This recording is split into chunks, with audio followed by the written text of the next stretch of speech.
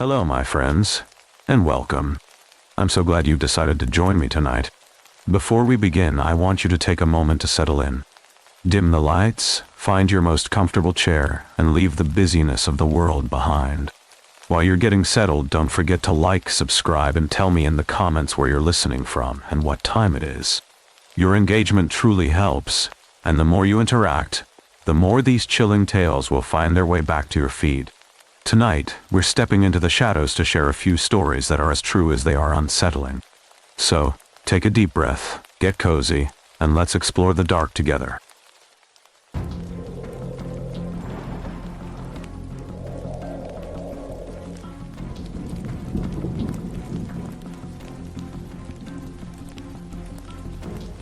I will tell you something about the nature of guilt before I explain what has been happening to me for the past 3 months. I am a defense attorney. I have spent 17 years of my career getting people acquitted of crimes they absolutely committed. I am very good at what I do. I understand how juries think, how to discredit witnesses, how to exploit reasonable doubt until it becomes a chasm wide enough to drive a murderer through. I have won cases that should never have been won. I have put predators back on the streets. I have helped the guilty walk free while victims and their families watched, broken and betrayed by a system I manipulated with surgical precision. I never felt guilty about it. Not once. Until Jessica. My name is Daniel Harper, and 3 months ago I won the biggest case of my career. My client, Preston Whitmore, was a 24-year-old man from one of the wealthiest families in Boston. Old money, political connections, the kind of power that does not just open doors but removes them entirely from your path. Preston was charged with the murder of Jessica Morgan, a 23-year-old bartender and aspiring journalist who worked at an upscale lounge in the Back Bay. On the night of March 15th, 2025, Jessica was working a private party hosted by Preston and his friends.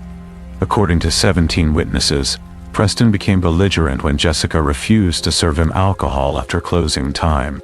He pulled a gun from his jacket. He shot her in the chest at point-blank range. She died on the floor of the bar, surrounded by people too afraid or too corrupt to help her. The case should have been simple. 17 eyewitnesses. Security camera footage showing Preston entering the building with a gun. Forensic evidence placing him at the scene. A motive clearly established. But Preston's family hired me, and I did what I do best. I tore the prosecution's case apart piece by piece. I attacked the credibility of the witnesses. I pointed out inconsistencies in their statements, minor differences in timing or detail that I magnified until they seemed like glaring contradictions. I suggested that the witnesses had been drinking, that their memories were unreliable, that they had coordinated their stories to protect themselves from liability. I introduced alternate theories. Perhaps someone else had fired the shot. Perhaps Jessica had been caught in crossfire from an argument between other guests. Perhaps the gun had discharged accidentally. I did not need to prove any of these theories. I only needed to create doubt. I focused particular attention on the security footage. The video showed Preston entering the building, yes, but it did not show the shooting itself. The angle of the camera did not capture the main floor of the lounge. I argued that without direct visual evidence of Preston pulling the trigger, the prosecution could not definitively prove he was the shooter. I had experts testify about the limitations of video evidence, about how easily footage could be misinterpreted. I hired a forensic consultant who claimed the bullet trajectory was inconsistent with Preston's height and position. It was all smoke and mirrors. But it worked. One by one, the witnesses began to change their stories. Some claimed they had not actually seen the shooting, only heard the gunshot and assumed Preston was responsible. Others recanted their testimony entirely, saying they had been pressured by police to identify Preston as the killer. 2 witnesses disappeared entirely, one moving out of state, the other suddenly unavailable for questioning. I knew what was happening. Preston's family was paying people off, threatening them, using every resource at their disposal to ensure their son walked free. And I helped them. I coached Preston on how to behave in court. I made him cut his hair, wear conservative suits, speak softly and respectfully to the judge. I turned him into a sympathetic figure, a young man unfairly accused, a victim of circumstantial evidence and public hysteria. The trial lasted 6 weeks. The jury deliberated for less than 3 hours. Not guilty on all counts. Preston Whitmore was a free man. His family celebrated. The media erupted in outrage. Jessica's sister, Sarah Morgan, stood outside the courthouse and told reporters that the system had failed her sister, that money and power had defeated justice, that Preston would never face consequences for what he had done. I watched her on the news that night and felt nothing. I had done my job. I had won. That was all that mattered. But 3 days after the verdict, I started seeing Jessica. It happened for the first time in my office. I was working late, reviewing case files for my next client. The building was empty. The cleaning crew had gone home hours ago. I was alone on the 14th floor, the only light coming from my desk lamp and the glow of my computer screen. That is when I saw her standing in the doorway. She wore the same clothes she had died in, black pants and a white blouse with a name tag that read Jessica, bartender, available for service. But the blouse was soaked in blood, a dark red stain spreading from the bullet wound in her chest. Her face was pale, her eyes wide and unblinking. She did not move. She did not speak. She just stood there, staring at me. I blinked. She was gone. I told myself it was exhaustion. I had been working 18-hour days during the trial. My mind was playing tricks on me. I went home, took a sleeping pill, and tried to forget. The next night, she appeared in my apartment. I woke up at 3 in the morning and found her standing at the foot of my bed. The same bloody clothes. The same empty stare. This time, her lips moved. But instead of her voice, I heard something else. 17 voices speaking at once, overlapping and distorted. They were the witnesses from the trial. I heard them repeating the words I had forced them to say. I did not see the shooting. I was mistaken. I cannot be certain. Their voices layered on top of each other, building into a cacophony of denial and cowardice. And beneath it all, I heard Jessica whispering a single phrase, over and over. No one killed me. No one killed me. No one killed me. I screamed. I threw my lamp at her. The light shattered against the wall and she vanished. But her voice remained, echoing in the silence. No one killed me. I stopped sleeping. Every time I closed my eyes, I saw her. Sometimes she was standing in the corner of the room. Sometimes she was sitting in the chair across from my bed. Once I woke to find her leaning over me, her face inches from mine, blood dripping from her wound onto my sheets. I went to a doctor. He prescribed anti-anxiety medication and suggested therapy. I went to a therapist. She asked me about stress, about guilt, about whether I felt responsible for the verdict. I lied and told her I felt fine. The medication did not help. Jessica kept appearing, and each time she brought more voices. I started hearing them during the day, at the office, in my car, in restaurants and coffee shops. The voices of witnesses recanting their testimony, contradicting themselves, lying under oath. And always, beneath it all, Jessica's whisper. No one killed me. I tried to ignore it. I threw myself into work, taking on new cases, filling every hour with tasks and meetings and court appearances. But the visions followed me. I saw Jessica in the courtroom during a hearing, standing behind the defendant, her bloody hand resting on his shoulder. I saw her in the jury box, sitting among the jurors, her eyes fixed on me, I saw her in the elevator, in the parking garage, in the bathroom mirror. And the voices grew louder. They were not just the witnesses anymore.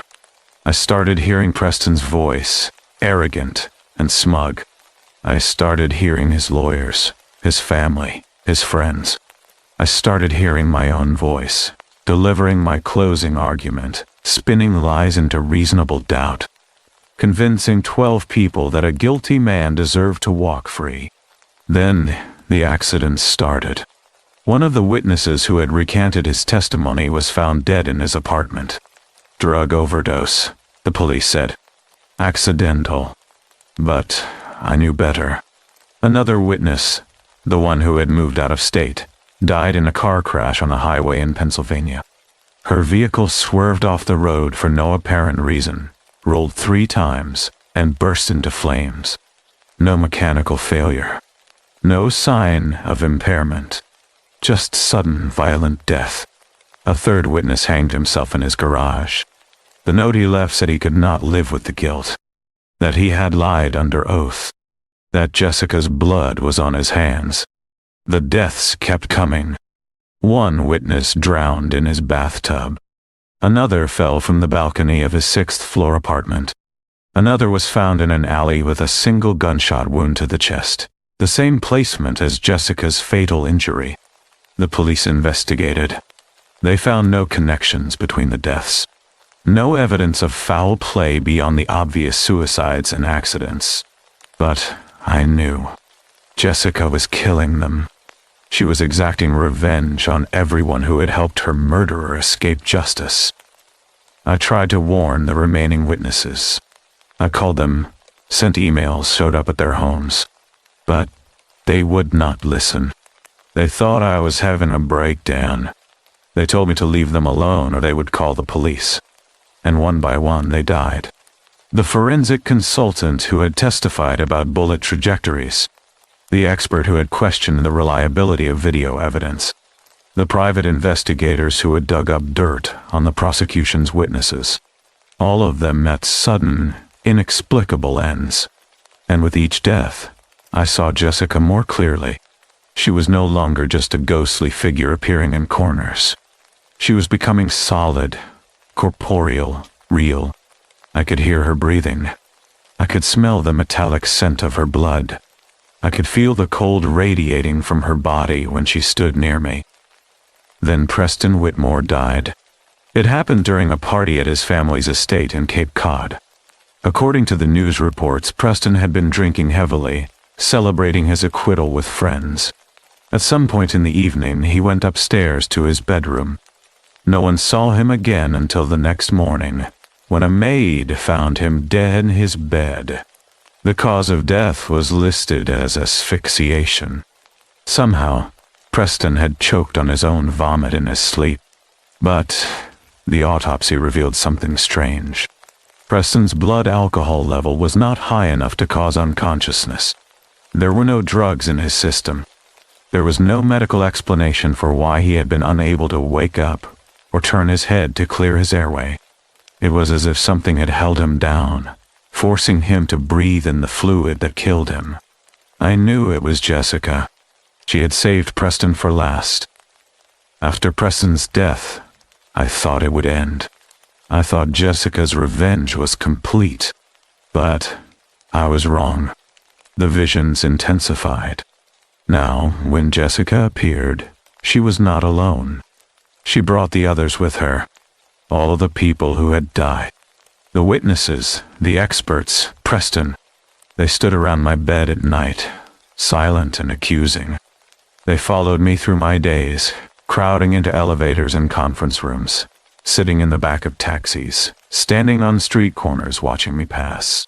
And the voices in my head became unbearable. I heard every lie I had told in court, every false narrative I had constructed, every truth I had twisted. I heard my own voice, over and over, convincing juries that guilty people were innocent, that victims were liars, that justice was negotiable. I went back to the therapist. I told her everything. The visions, the voices, the deaths. She listened carefully and then recommended I check myself into a psychiatric facility for observation. She said I was experiencing a severe dissociative episode, possibly triggered by repressed guilt. She said the hallucinations were my mind's way of processing moral conflict. She said I needed intensive treatment. I agreed to go. What choice did I have? But the night before I was scheduled to check in, Sarah Morgan appeared on the news. She had organized a press conference and she was standing outside the courthouse where her sister's killer had been acquitted. She held up a photograph of Jessica, young and smiling, alive, and she spoke directly into the camera. She said that justice had failed her sister. She said that the legal system had been corrupted by money and power. She said that Preston Whitmore was a murderer, and everyone who had helped him walk free was complicit in Jessica's death. She named names. The witnesses who had recanted, the experts who had testified for the defense, the investigators who had manufactured doubt. And she named me. Daniel Harper, she said. The man who turned a murder into reasonable doubt. The man who convinced a jury to ignore 17 eyewitnesses. The man who put a killer back on the streets. And then she said something that made my blood run cold. She said that everyone involved in Preston's acquittal was dying. One by one they were meeting violent, unexplained ends. She said she did not know who or what was responsible. But she hoped, she said, that whoever it was would not stop until every person who had betrayed Jessica faced the same fate. That night, Jessica came to me again. But this time, she spoke in her own voice. Not the whisper. Not the chorus of corrupted testimony. Her voice, clear and strong and filled with rage. You knew, she said. You knew he was guilty. You knew I died because he could not accept being told no. You knew he shot me in front of 17 people. And you helped him walk free. You destroyed my credibility. You terrorized the witnesses. You lied and manipulated and twisted the truth until it did not matter anymore. You made it so no one killed me. You erased my murder. You erased me. I tried to speak. I tried to explain that I was just doing my job, that everyone deserves a defense, that the system requires lawyers to advocate for their clients regardless of guilt. But she did not let me finish. She stepped closer, and I could see the bullet wound in her chest, still bleeding, fresh as the day she died. The system, she said, is not justice. The system is a game, and you are very good at playing it. But the game is over now. She reached out and touched my chest, directly over my heart. Her hand passed through my skin like it was water. I felt her fingers wrap around my heart and squeeze. The pain was immediate and overwhelming. I collapsed to the floor, gasping for air, clutching at my chest.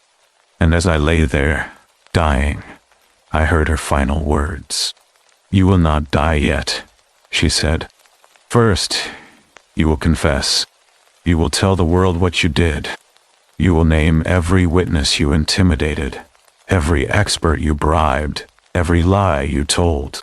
You will give my sister the truth, and only then will I let you go. The pain stopped. I could breathe again, but I knew she was not finished with me. I knew that unless I did exactly as she said, I would spend the rest of my life in agony, hunted by a ghost who would never let me rest. So, here I am, confessing. I am writing this statement, and I will deliver it to Sarah Morgan tomorrow. I will admit everything I did to secure Preston Whitmore's acquittal. I will provide evidence of witness tampering, bribery, and obstruction of justice. I will destroy my own career and quite possibly face criminal charges. But I have no choice, because every night, Jessica stands at the foot of my bed, and every night she asks me the same question. Are you ready to tell the truth? And every night, until I do, the pain returns, the crushing weight on my chest, The feeling of her cold hand inside my ribcage, squeezing my heart until I think it will burst. I cannot live like this. I cannot continue carrying the weight of what I have done. I want you to understand something. I am not writing this because I feel remorse. I am writing this because I am being tortured by a vengeful spirit, and I will do anything to make it stop. I am writing this because I am more afraid of Jessica Morgan's ghost than I am of prison or disbarment or public disgrace.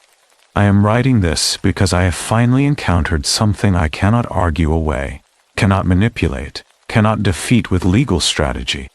I am writing this because there is no reasonable doubt when a dead woman is standing in your bedroom every night, her hand literally wrapped around your heart. The truth is this: Preston Whitmore murdered Jessica Morgan. 17 people witnessed it. The physical evidence confirmed it. And I helped him escape justice by destroying the credibility of those witnesses and introducing false theories that confused the jury. I knew he was guilty. I always knew. And I've won the case anyway because that is what I do. I win. But this time, winning has cost me everything. Jessica's sister Sarah will receive this confession tomorrow morning. She will take it to the district attorney. She will use it to reopen the case, to expose the corruption and witness tampering that led to Preston's acquittal. The other lawyers involved will be investigated. The witnesses who are still alive will be questioned. The entire trial will be scrutinized and dismantled. And I will lose everything I have spent 17 years building. My reputation, my career, my freedom, all of it gone. But maybe, just maybe, Jessica will finally rest. Maybe the pain will stop. Maybe I will be able to sleep without seeing her bloody face inches from mine. Maybe I will stop hearing the voices of everyone I helped betray. Or maybe she will kill me anyway. Maybe confession is not enough. Maybe she wants my life as payment for the life I helped steal from her. I do not know. But I am out of options. If you are reading this, if you are a defense attorney or a prosecutor or a judge or anyone who works in the legal system, I want you to remember something. The law is not justice. The law is a set of rules that can be followed or broken, manipulated or exploited, used for good or twisted for evil. And every time we choose to use those rules to protect the guilty, every time we prioritize winning over truth, we create victims like Jessica Morgan. We create ghosts that will not rest. We create debts that must eventually be paid. I am paying mine now, and I hope for your sake that you never have to pay yours. Because when that debt comes due, there is no defense strategy that will save you. There is no reasonable doubt that will protect you. There is only truth. And truth, when it has been buried long enough, becomes something far more terrifying than any lie. No one killed Jessica Morgan. That is what I made the world believe. But I was wrong. Someone did kill her. Preston Whitmore killed her. And I helped him get away with it. That is the truth. That is my confession. And now, I wait to see if it is enough to set me free, or if Jessica will drag me down into the same darkness where she has been waiting all these months. Either way, justice will be served. One way or another, the dead always collect what they are owed. I am Daniel Harper, and I am guilty.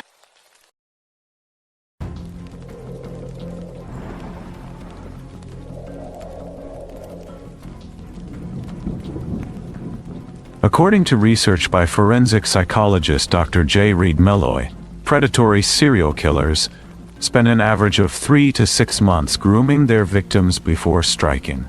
They study you. They learn your fears, your dreams, your vulnerabilities. They become exactly what you need them to be. And then, when you trust them completely, when you would do anything they ask, they kill you. This case involves a man who perfected that technique. A man who convinced over 30 women to kill themselves with their own hands. A man who made murder look like suicide. who walked away from crime scene after crime scene without anyone suspecting him. This happened between 2003 and 2009 in rural Oregon. The killer was a school teacher, a government employee, a married man with children, and for 6 years, he hunted women with methodical precision, turning their hopes for love into their own deaths. I have changed some identifying details, but everything else is exactly as documented by law enforcement. This is the story of David Mitchell and the 32 women he murdered with a pill. The first body was found on June 17, 2003, at a Greyhound bus station in Eugene, Oregon. A cleaning attendant opened the women's restroom and found a woman collapsed on the floor. She was wearing a wedding dress. Foam was coming from her mouth. Paramedics were called. They arrived within minutes. But the woman was already dead.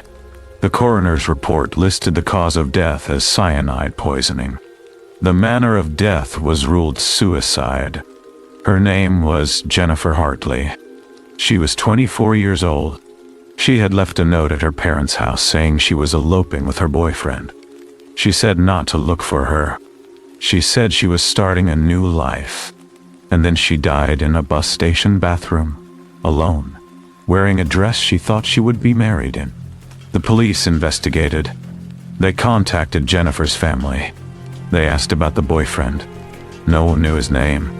Jennifer had never introduced him. She had only mentioned him in passing over the past few months. She said he was kind, educated, modern. She said he worked for the government.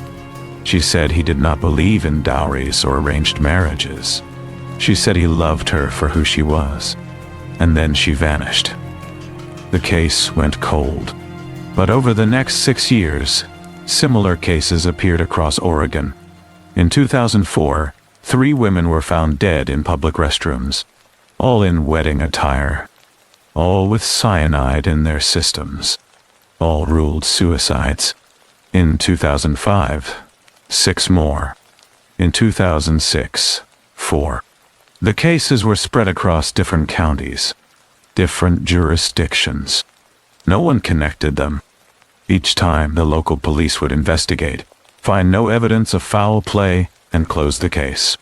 The women were young, between 22 and 35. They were from working-class families. Many of them had been unable to afford wedding dowries, which in some traditional communities made them difficult to marry off. They had all left notes saying they were eloping.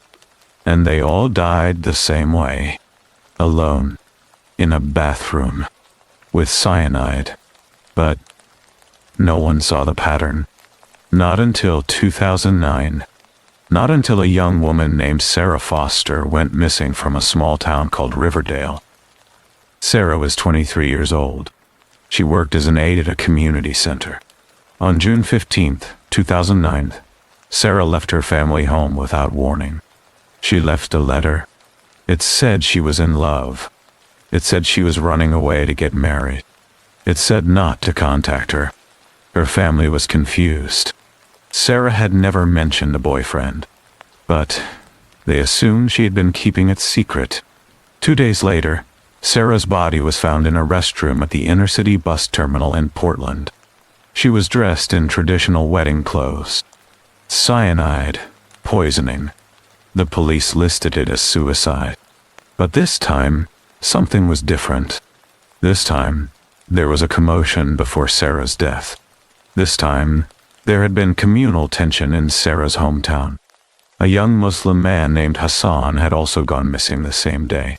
Community groups accused him of kidnapping Sarah, of forcing her to convert, of love jihad. Protests erupted. The police station was nearly burned down.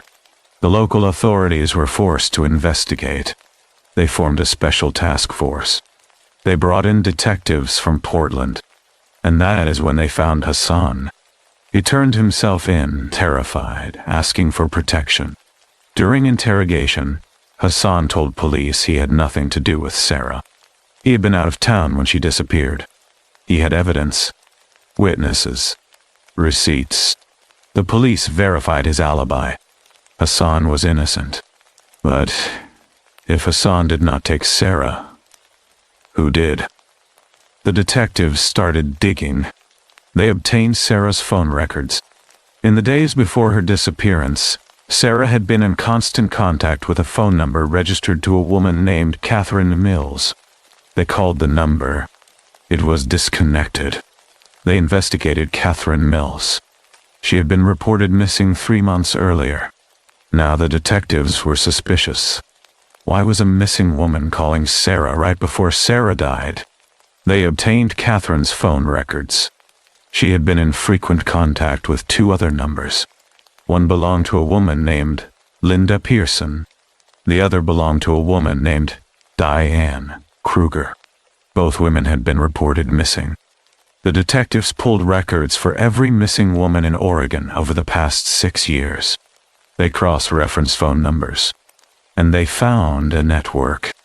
Over 20 women, all missing, all with similar patterns. They had all been in contact with each other's phones, but none of them knew each other, which meant someone else had been using their phones. The detectives realized they were looking at a serial killer. They started tracking the phone activity. Every number, at some point, had accessed the same cell tower. A tower near a small town called Brookfield, about 50 miles outside Portland. And all the numbers, at some point, had been accessed from a device with the same IMEI number. A single phone. The detectives traced the IMEI number. It led them to a device currently active in a village called Greendale. When they tracked the signal, it was in the hands of a child. The detectives approached. They asked the child where they got the phone. The child said, "My uncle gave it to me. His name is David Mitchell." The detectives ran David Mitchell's name. He was 46 years old. He lived in Greendale. He worked as a teacher at a local elementary school. He was married. He had 2 children. He had no criminal record. He seemed normal, respectable, safe. But the phone in that child's hand had been used to call over 20 missing women. The detectives obtained a warrant to monitor David Mitchell's current activity. They tracked his phone. They listened to his calls. And within days, they noticed a pattern. David was calling a woman named Rebecca Walsh. Frequently. Long conversations. Intimate conversations. The kind of conversations you have with someone you are planning to marry. The detectives contacted Rebecca. They showed her a photo of David Mitchell. Rebecca said she knew him, but not by that name. She said his name was Michael. She said he worked for the state government. She said he was going to marry her. The detectives told Rebecca the truth. They said David Mitchell was a suspected serial killer. They said he had likely killed over 20 women. They said she was probably next. Rebecca was horrified. She refused to believe it at first. But when the detectives showed her the evidence, the phone records, the pattern, the bodies, she agreed to help. She agreed to keep talking to David, to act normal, to set a trap. On October 21st, 2009, David called Rebecca and told her it was time. He said they should elope. He said to meet him at the bus station. He said to bring whatever money and jewelry she could take from her house. Rebecca called the detectives. They surrounded the bus station. When David arrived, they arrested him. In his pocket, they found a small bottle. Inside were pills. The pills tested positive for potassium cyanide. David Mitchell was charged with multiple counts of murder. During the investigation, police found more evidence. Jewelry from the victims. Multiple cell phones. A detailed notebook where David had tracked the fertility cycles of women he was targeting. And when they interviewed him, David confessed. He confessed to killing 32 women between 2003 and 2009. He explained his method in chilling detail. And what he described was not impulsive. It was not passionate. It was systematic. It was methodical. It was hunting. David Mitchell's method was simple. He would target women who fit a specific profile. Young, unmarried, from working-class families. Women whose parents could not afford large dowries. Women who were past the traditional marriageable age in their communities. Women who felt unwanted, undesirable, desperate. He would approach them casually, at community centers, at bus stops, at local events. He would start conversations. He would be friendly, charming, respectful. He would learn about them, their dreams, their frustrations, their family situations, and then he would disappear. For weeks, sometimes months, he would leave them alone. But he would be watching, learning, planning. When he returned, he would come back as someone different. He would change his identity to match what they needed. If they were Christian, he was Christian. If they were from a certain background, he claimed the same background. He would tell them he worked for the government. He would say he was educated, modern, progressive. He would say he did not believe in dowries. He would say all he wanted was true love.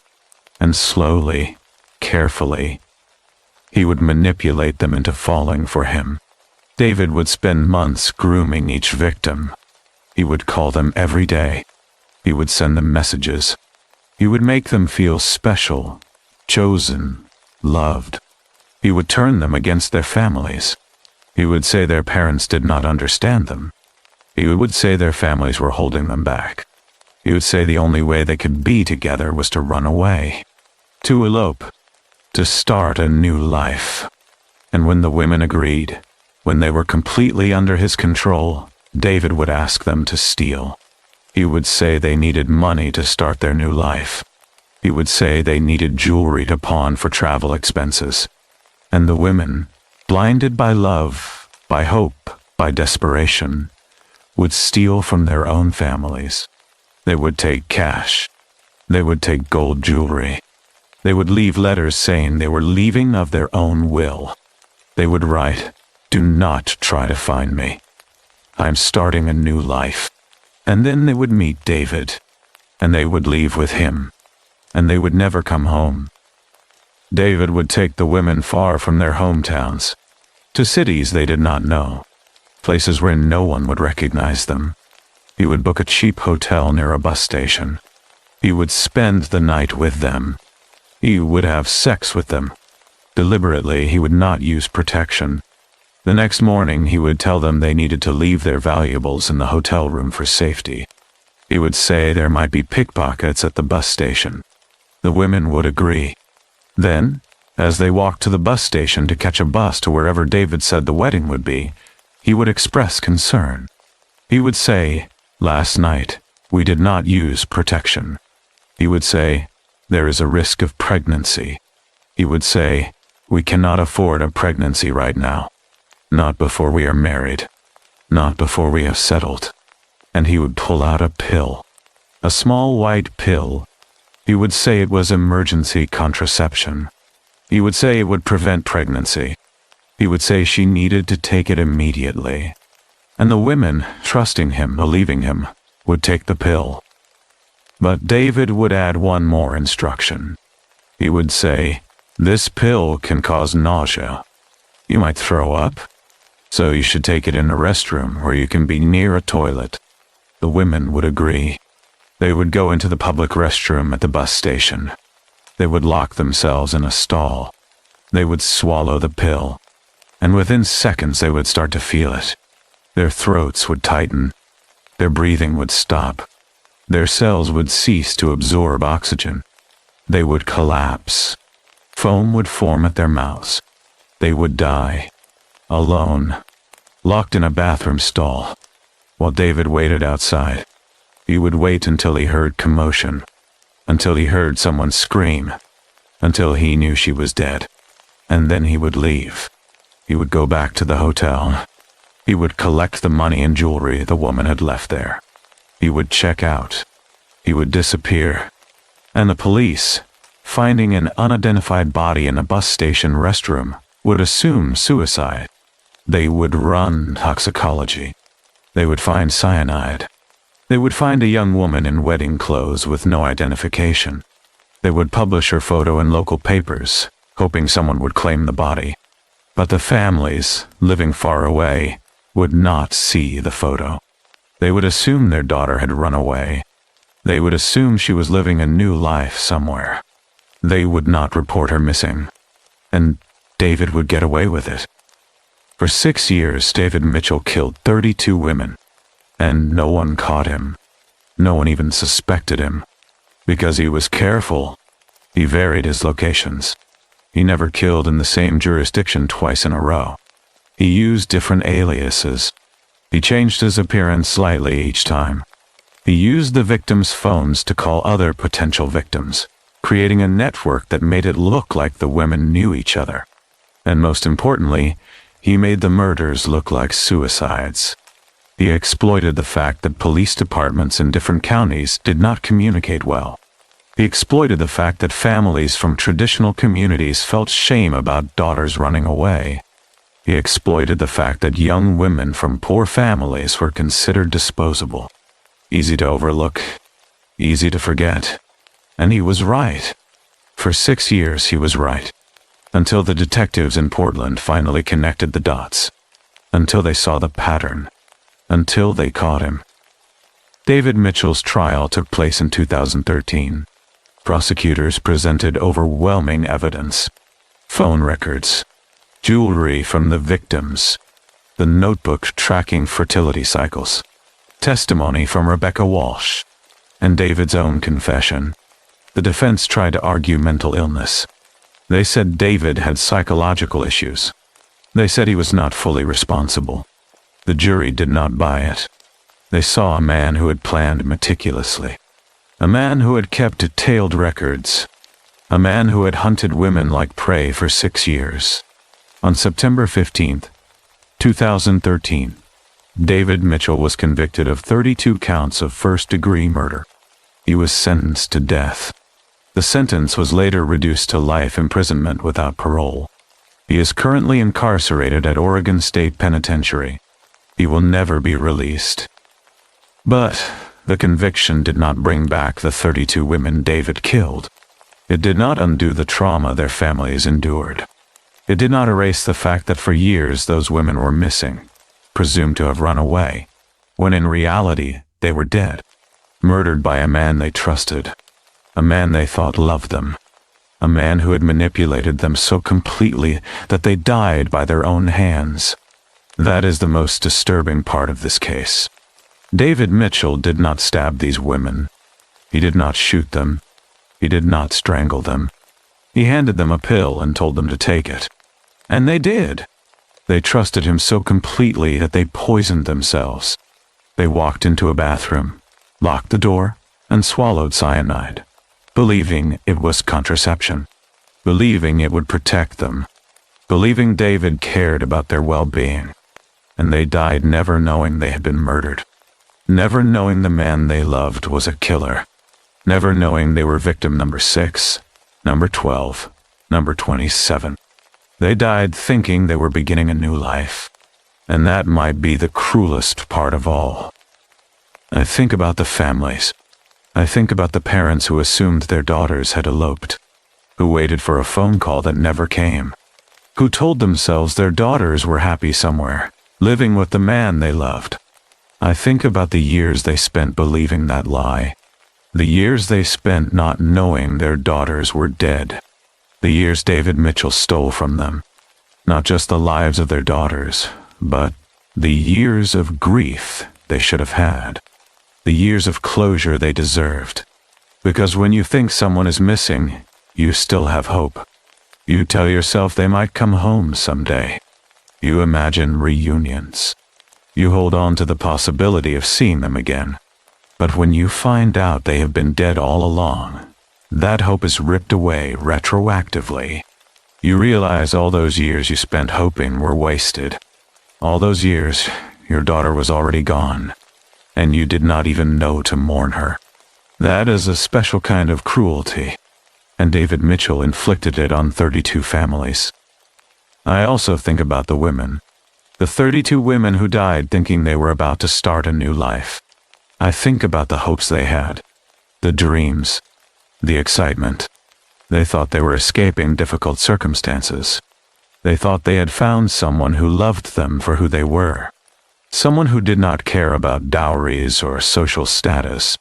Someone who saw them as valuable, as worthy, as deserving of love. And they were so desperate for that feeling, so desperate to be chosen, that they gave up everything. They stole from their families. They left their homes. They risked everything for a man who was planning to kill them. And in their final moments, locked in a bathroom stall, swallowing what they thought was contraception, they probably still believed in him. They probably still thought, I'm about to marry the love of my life. I am about to be happy. And then they died. And David walked away with their jewelry. And that is the horror. Not that they were killed, but that they were manipulated so completely that they participated in their own deaths, that they trusted their killer until the very end. This case raises questions about how we value women. David Mitchell targeted a specific type of woman. Young, unmarried, from working-class families, women whose families could not afford dowries, women who were seen as burdens, women who felt unwanted by their communities. And David knew that. He exploited it. He knew these women would be easy to manipulate because they were desperate. Desperate to be loved. Desperate to escape. Desperate to feel valuable. And he used that desperation against them. He made them feel special. He made them feel chosen. And then he killed them. And for years, no one cared enough to investigate. Because these women were not important.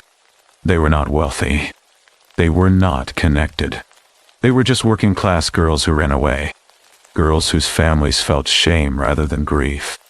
Girls whose disappearances were seen as embarrassing rather than tragic. And that is why David got away with it for so long. Because the system did not value these women enough to protect them. But there is another question this case raises. And it is one I do not have an answer for.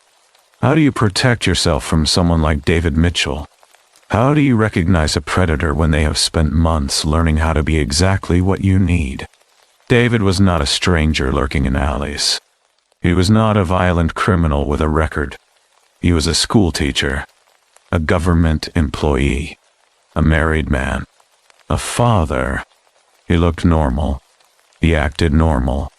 He was patient, methodical, careful. He spent months grooming each victim, learning their vulnerabilities, becoming their perfect match. And by the time they realized something was wrong, it was too late. They were isolated, far from home, completely under his control. So, how do you see that coming? How do you protect yourself from someone who is willing to spend 6 months earning your trust just to kill you? I do not know, and that terrifies me. What I do know is this: trust is not something to give lightly. Love is not something to rush into.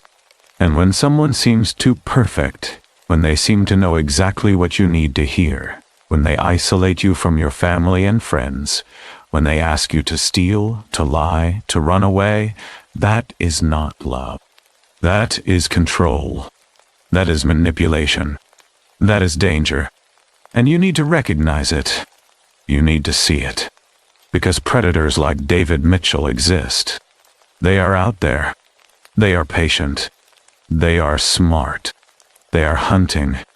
And they are very, very good at what they do.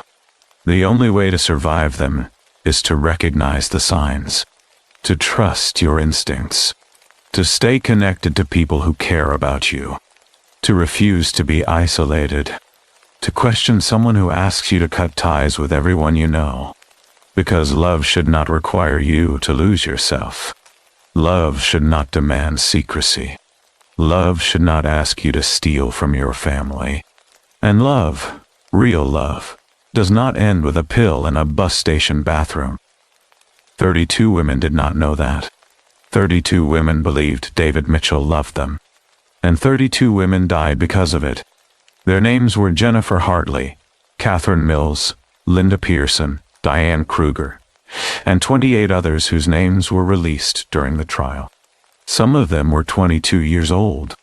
Some were 35. All of them had families. All of them had dreams. All of them deserved better. They deserved to be protected. They deserved to be valued. They deserved to live. But they did not. Because a man decided they were easy targets. Because a man decided their lives were worth less than the jewelry he could steal from them. Because a man spent 6 years hunting women and no one stopped him. And that is on all of us. That is on the system that did not connect the dots. That is on the families who felt shame instead of grief. That is on the communities that devalued these women in the first place. We failed them. We let them become invisible. We let them become disposable. And a predator noticed. And he took advantage. And 32 women died. David Mitchell is in prison. He will never be free. That is justice of a kind. But it does not bring back the women he killed. It does not undo the trauma he caused. It does not change the fact that for 6 years he murdered with impunity. And it does not change the fact that there are more like him out there. More patient predators. More methodical killers. More men who see vulnerable women as prey. They are watching. They are learning. They are planning. And unless we change the systems that make women vulnerable, unless we change the attitudes that devalue certain lives, unless we start paying attention, they will keep killing. And we will keep finding bodies in bathroom stalls. And we will keep calling them suicides. And the cycle will continue. So, I am asking you, if you know someone who seems to have found love suddenly, someone who is being asked to run away, to cut ties, to steal, to keep secrets, talk to them. Ask questions. Make sure they are safe. Make sure they are not being manipulated. Make sure they are not the next victim. Because the next David Mitchell is out there. The next predator is hunting. The next woman is being groomed. And she might not know it.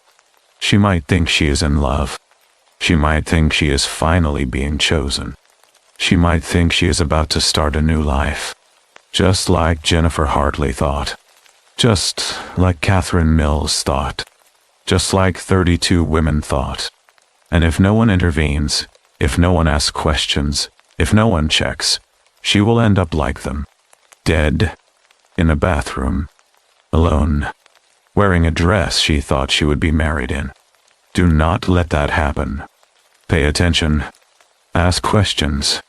Intervene. Because the women David Mitchell killed are gone. But the women he would have killed if the police had not stopped him are still alive. Rebecca Walsh is still alive because detectives intervened. Because they told her the truth. Because they stopped her from meeting David that day. And there are more Rebecca Walshes out there. More women on the edge of danger. More women one phone call away from a predator. And if we pay attention, if we care, if we act, we can save them. We can stop the next David Mitchell. We can prevent the next 32 deaths. But only if we try. Only if we care enough.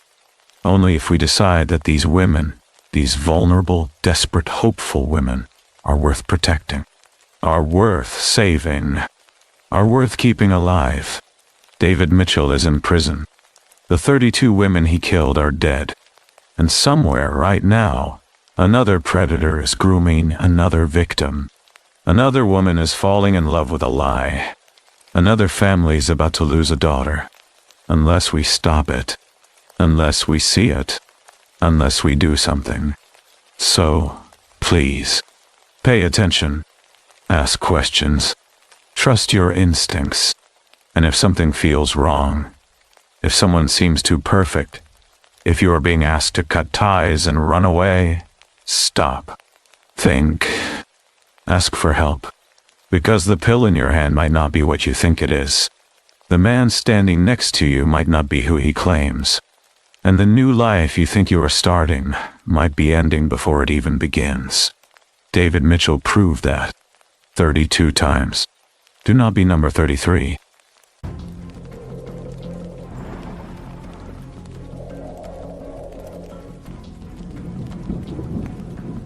We install surveillance cameras in our buildings thinking they will protect us. We believe that being watched means being safe. But sometimes, the camera captures something worse than a crime. It captures the moment you realize the person standing next to you, smiling, calm, ordinary looking, is a monster, and you were in the same room with them. You breathed the same air. You never knew. This is a case that happened in September 20th, 25, in a luxury apartment complex in downtown Seattle, Washington. The security footage from this case has been studied by criminologists, behavioral analysts, and law enforcement across the country, not because it shows violence, but because it shows normalcy. Two men committing murder, walking out with stolen goods, acting like they had just finished a normal day of work. The footage went viral on social media. Millions of people watched it, and everyone asked the same question. How could they look so calm? This story is about trust, greed, and the monsters we invite into our homes. I have changed some names to protect privacy, but every other detail is exactly as documented in police reports and court records. This is the story of Margaret Whitmore. Seattle is a city of glass towers, tech workers, and expensive coffee. The Emerald Heights Apartments on Pike Street is one of those buildings where security is supposed to be tight. Key fob access, concierge desk, cameras in every hallway, every elevator, every corner. It is the kind of place where people pay $3,000 a month for a one-bedroom apartment and feel safe doing it. Richard and Margaret Whitmore lived on the 13th floor of Emerald Heights. Richard owned a steel supply company. Margaret was 54 years old, a kind woman who volunteered at the local library. They had 2 children. Their son, Nathan, 28, worked with Richard in the business. Their daughter, Claire, 24, was away at graduate school in California. The Whitmores had lived in that building for 6 years. They knew their neighbors. They attended building events. They were the kind of people you would trust to watch your dog while you were on vacation. In late August 20th, 25, Margaret had surgery on her knee. Nothing serious, just routine arthroscopic repair, but it had left her moving slowly, needing help with daily tasks. Cooking became difficult. Richard was at work all day. Nathan was busy with the company. Margaret needed someone to help with meals, light cleaning, errands. She mentioned this to her neighbor, a woman named Susan Crawford who lived on the 14th floor. Susan had a housekeeper who had been with her for almost a year, a young man named Daniel Park. Susan said Daniel was wonderful, trustworthy, hard-working, polite. She gave Margaret the contact information for the agency where Daniel worked, a company called Premier Home Services. Margaret called the agency. They sent someone the next day. His name was Marcus Reed. He was 20 years old, clean-cut, soft-spoken. He said he had experience cooking and had worked for several families in the area. Margaret hired him on the spot. Marcus started coming to the apartment twice a day, morning and evening, to prepare meals. He was punctual, professional, quiet. Margaret liked him. She told Richard that hiring Marcus was the best decision she had made. What Margaret did not know was that Marcus had been convicted of drug possession 2 years earlier, and had spent 6 months in a rehabilitation facility. What she did not know was that the agency, Premier Home Services, did not run background checks on their employees. They claimed they did, but they did not. They hired people as fast as they could to meet demand, and sent them into homes without verifying anything. Marcus Reed was a heroin addict. He had been clean for 18 months, but he was struggling. He owed money. He was desperate. And when he walked into the Whitmore apartment for the first time and saw the expensive furniture, the artwork on the walls, the jewelry on the dresser, he started thinking. On September 8th, Marcus was in the Whitmore kitchen preparing dinner. He noticed that the door to the master bedroom was open. Inside, he could see a safe, a digital safe, mounted in the closet. It was visible because Margaret had left the closet door ajar while she was sorting through clothes earlier that day. Marcus stared at that safe. He thought about what might be inside. Cash, jewelry, documents, valuables. He thought about the money he owed, the debt that was crushing him, and he started forming a plan. That evening after Marcus left, he called his friend, a man named Tyler Hayes. Tyler was 22 years old. Tyler had a criminal record. 2 arrests for theft, 1 for attempted assault. Marcus and Tyler had grown up in the same neighborhood. They had used drugs together. Tyler was the kind of person who would do anything for money. Marcus told Tyler about the Whitmores. He told him about the safe, the jewelry, the expensive watches he had seen in a drawer. He told him that on most days, Margaret was alone in the apartment from 10 in the morning until 7 in the evening. He told him that Richard and Nathan were at work. Claire was out of state. It would be easy. They made a plan. They would do it on September 10th, a Wednesday. Marcus would come to cook lunch as usual. While he was there, he would let Tyler into the apartment through the service entrance, a door that led to the back hallway near the kitchen. Tyler would help him search for valuables. If Margaret asked for the safe password, they would make her give it to them. Then they would leave. Simple. Quick. No one would get hurt. September 10th, 2025. Morning. Richard and Nathan left for work at 9:30. Margaret was alone in the apartment as usual. She spent the morning reading, watching television, resting her knee. At 11:45, the building concierge called up to the apartment to let Margaret know that Marcus had arrived. She told the concierge to send him up. At 11:50, Marcus entered the apartment. He said hello to Margaret. She was in the living room, sitting on the couch with her leg elevated. Marcus went to the kitchen and started preparing lunch.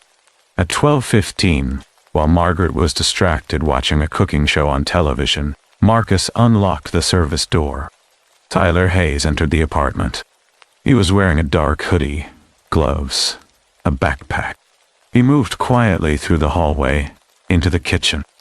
Marcus and Tyler exchanged a look. No words. They had rehearsed this. Tyler went to the bedroom and started searching. He found jewelry in the dresser. He found 3 expensive watches in a drawer. He put them in his backpack. Then he saw the safe. Digital lock. No way to open it without the code. He went back to the kitchen. He whispered to Marcus, "We need the code." Marcus nodded. He walked into the living room. Margaret looked up at him, smiling. She asked if lunch was almost ready. Marcus said yes, almost. Then he asked her, "Do you have any extra olive oil?" "I forgot to bring some." Margaret said, "Oh, there should be some in the pantry." Marcus said, "I checked, I did not see any."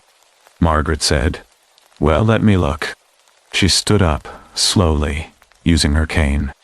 She walked toward the kitchen. That was when she saw Tyler standing in the hallway. She stopped. Her face changed. Confusion. Fear. She asked, "Who are you?" Tyler did not answer. He stepped forward. Margaret backed away. She looked at Marcus. She said, "Marcus, who is this? What is happening?"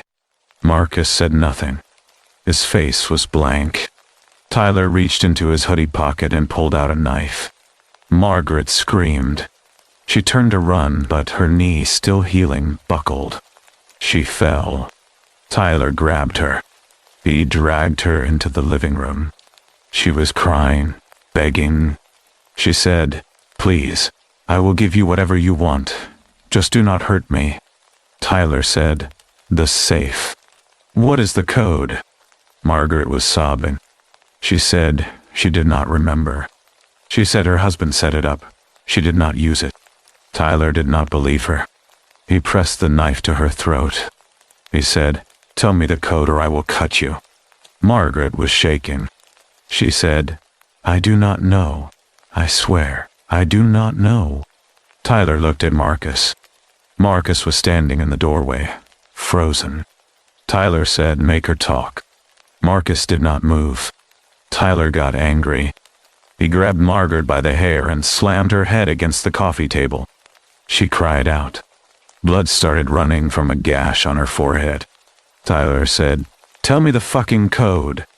Margaret was barely conscious. She whispered, "I do not know." Tyler lost control. He started hitting her. With his fists, with the knife handle, with anything he could grab. He picked up a pressure cooker that was sitting on the kitchen counter and struck her with it, over and over. Margaret tried to fight back. She scratched at his face, his arms. She tried to scream, but Tyler kept hitting her. Marcus stood there watching. He did not help. He did not stop it. He just watched. After what felt like an eternity, Margaret stopped moving. Tyler stepped back, breathing hard. His hands were covered in blood. He looked at Margaret's body, lying on the floor, motionless. He said, "Fuck. Fuck." Marcus said, "Is she dead?" Tyler checked for a pulse. He said, "Yes." Marcus started panicking. He said, "What did you do? What the fuck did you do?" Tyler said, "She would not talk. She would not give us the code. What was I supposed to do?" Marcus said, "This was not the plan. We were not supposed to hurt her." Tyler said, "It is done. We need to leave. Now." They went back to the bedroom. They took the jewelry, the watches, cash from Margaret's purse, anything small and valuable. They could not open the safe. They tried guessing codes, but nothing worked. Tyler wanted to keep searching, but Marcus said they had been there too long. Someone might come. They had to go. Tyler agreed. They went to the bathroom and washed the blood off their hands. They changed their shirts. Marcus had brought extra clothes in a bag just in case. They put their bloody clothes in Tyler's backpack, along with the stolen items. They wiped down surfaces they had touched. Then calmly, they left the apartment. They walked down the hallway to the elevator. They pressed the button. They waited. The elevator arrived. They stepped inside, and that is when the camera captured them. Two men, standing in an elevator, holding travel bags, looking completely normal. They were not running. They were not panicking. They were talking casually, like they had just finished a job and were heading home.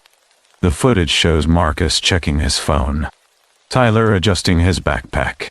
They looked like maintenance workers, delivery guys, anyone.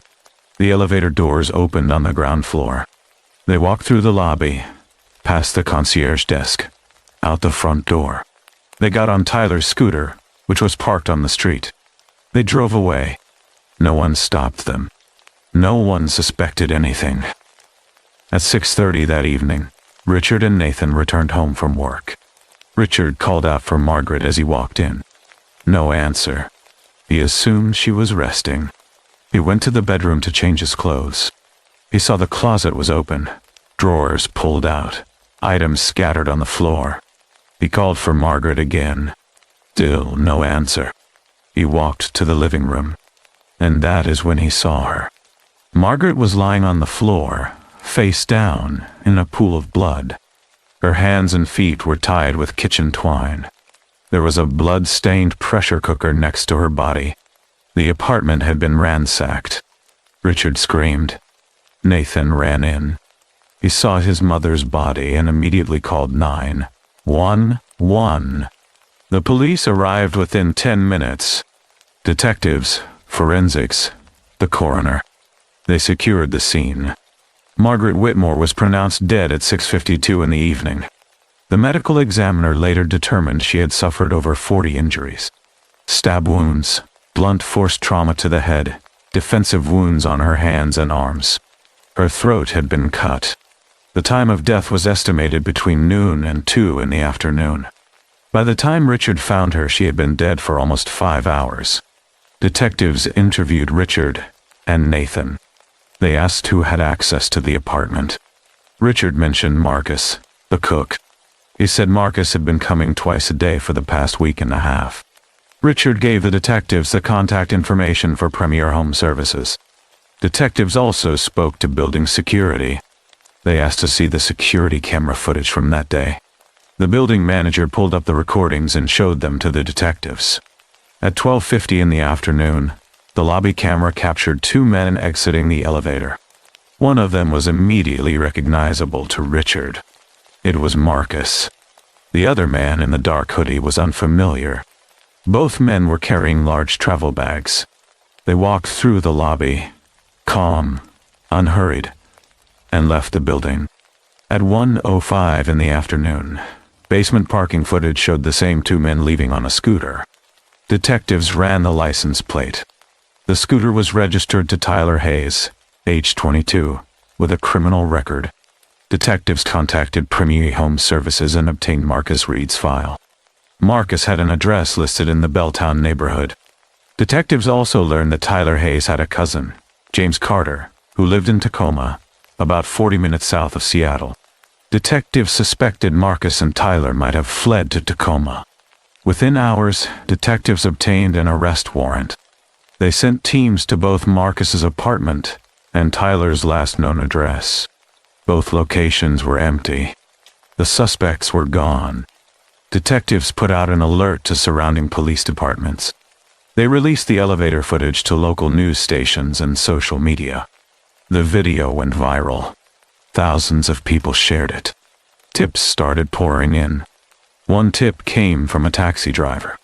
He said he had picked up 2 men matching the description of Marcus and Tyler at a gas station near SeaTac Airport late on the night of September 10th. He said they paid him $1,500 in cash to drive them to Tacoma. He said they seemed nervous, but tried to act normal. He gave police the exact address where he dropped them off. It was James Carter's house. On September 12th, 2 days after the murder, a SWAT team surrounded the house in Tacoma. Marcus and Tyler were inside, along with James Carter. All 3 were arrested without incident. During the search of the house, detectives found the stolen jewelry, the watches, cash, and 2 cell phones belonging to Margaret Whitmore. They also found the bloody clothes that Marcus and Tyler had been wearing. Forensic analysis later confirmed that the blood on the clothes matched Margaret's DNA. Fingerprints found on the pressure cooker, the knife, and other items at the crime scene matched both Marcus and Tyler.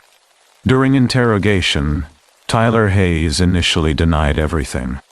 He said he did not know what the detectives were talking about. But when they showed him the elevator footage, the taxi driver's statement, the evidence found at James Carter's house, he broke down. He confessed. He said it was supposed to be a simple robbery. He said Margaret was not supposed to get hurt. He said she would not give them the safe code, and he panicked. He said he hit her to make her talk, and then he could not stop. Marcus Reed also confessed. He said Tyler did the killing. He said he did not touch Margaret. But detectives did not believe him.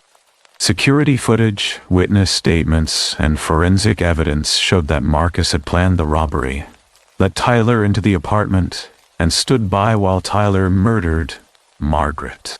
Under the law, that made Marcus equally responsible. Both men were charged with first-degree murder, armed robbery, and unlawful imprisonment. James Carter, Tyler's cousin, was charged with accessory after the fact for sheltering the suspects and helping them hide evidence. The trial took place in early 2026. Prosecutors presented the elevator footage, the forensic evidence, the confessions. The defense attorneys tried to argue that Tyler acted alone, that Marcus was coerced, that the murder was not premeditated. The jury did not buy it. On March 15, 2026, Marcus Reed and Tyler Hayes were both found guilty on all counts. They were sentenced to life in prison without the possibility of parole. James Carter received 10 years for his role in the cover-up. Richard Whitmore and his children released a statement after the sentencing. They said Margaret was a loving wife, mother, and friend. They said she trusted Marcus, welcomed him into their home, treated him with kindness. They said that trust was betrayed in the most brutal way possible. They said they would never understand how someone could do what Marcus and Tyler did, how they could kill a defenseless woman, rob her, and then walk out of that building like nothing happened. This case raises serious questions about the home services industry. Premier Home Services, the agency that hired Marcus Reed, advertised itself as a trusted provider of vetted professional staff. But they did not vet anyone. They did not run background checks. They did not verify employment history. They hired Marcus within 24 hours of his application and sent him into Margaret Whitmore's home without any screening. After Margaret's murder, an investigation revealed that Premier Home Services had hired at least 12 other employees with criminal records, including convictions for theft, assault, and fraud. The agency was fined and eventually shut down. But the damage was already done. Margaret Whitmore was dead, and she was not the first victim. In 2023, a similar case occurred in Oakland, California, where a housekeeper with a criminal history murdered an elderly woman during a robbery. In 2024, a nanny in Austin, Texas, with an undisclosed violent past, severely injured a child in her care. These cases have sparked calls for stricter regulation of home service agencies, mandatory background checks, and criminal penalties for agencies that fail to screen employees. But the most disturbing part of this case is not the lack of regulation. It is the footage. That elevator video has been watched millions of times. And every time someone watches it, they see the same thing. Two men, walking out of a building, carrying stolen goods, having just committed murder, and they look completely normal. They are not running. They are not hiding their faces. They are not acting suspicious. They are just two guys leaving work, going home. Behavioral analysts who studied the footage said this is common among certain types of criminals. They compartmentalize. They commit a violent act, then switch off the emotion, go back to autopilot. In their minds, they have already moved past the crime. They are thinking about what comes next. Where to go, what to do with the stolen items, how to avoid getting caught. The murder is already in the past. This is why psychopathy is so dangerous.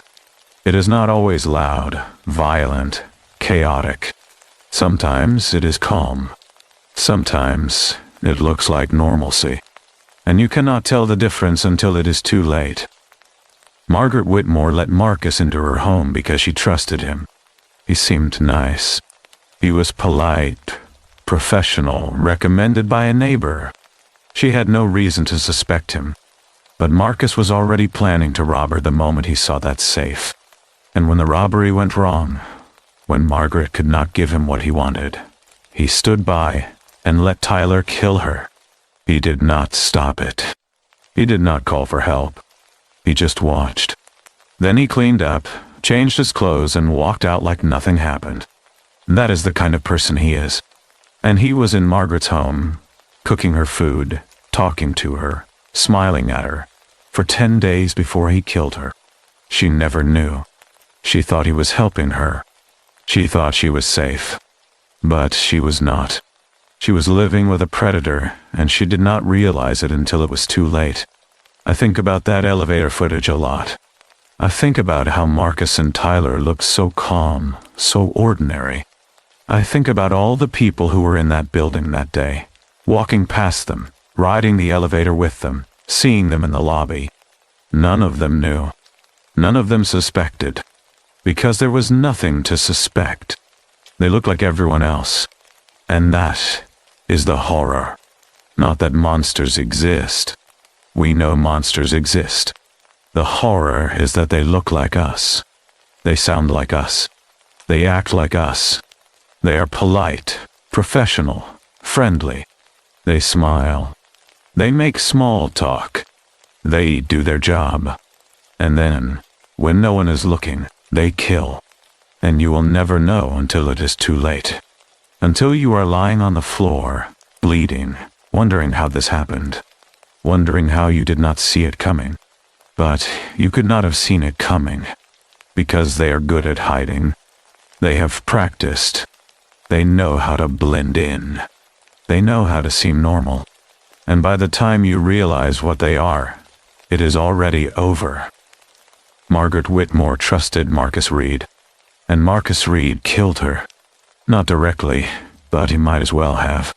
He planned it. He set it up. He let Tyler in. He stood there and watched. And then he walked out of that building, calm as can be, and went on with his day. Like it was nothing. Like Margaret was nothing. That is the part I cannot get past. The callousness. The complete lack of empathy. The ability to take a life and feel nothing. To walk away and not look back. That is not normal. That is not human. That is something else. And it was in Margaret's home. It cooked her meals. It smiled at her. It said good morning and have a nice day. And then it helped murder her. And I guarantee you, if you had seen Marcus Reed on the street, you would not have thought twice about him. He looked normal. He acted normal. He was just another person, going about his day. You would never have guessed what he was capable of. None of us would have. And that is the scariest part. This case is a warning. A reminder that the people we let into our homes, into our lives, are not always who they seem. That trust is a fragile thing, easily broken, sometimes fatal. That background checks matter. That vetting matters. That we cannot assume someone is safe just because they seem nice, or because they came from an agency, or because they were recommended by a friend. We have to verify. We have to be careful. We have to protect ourselves and our families. Because the world is full of people like Marcus Reed and Tyler Hayes.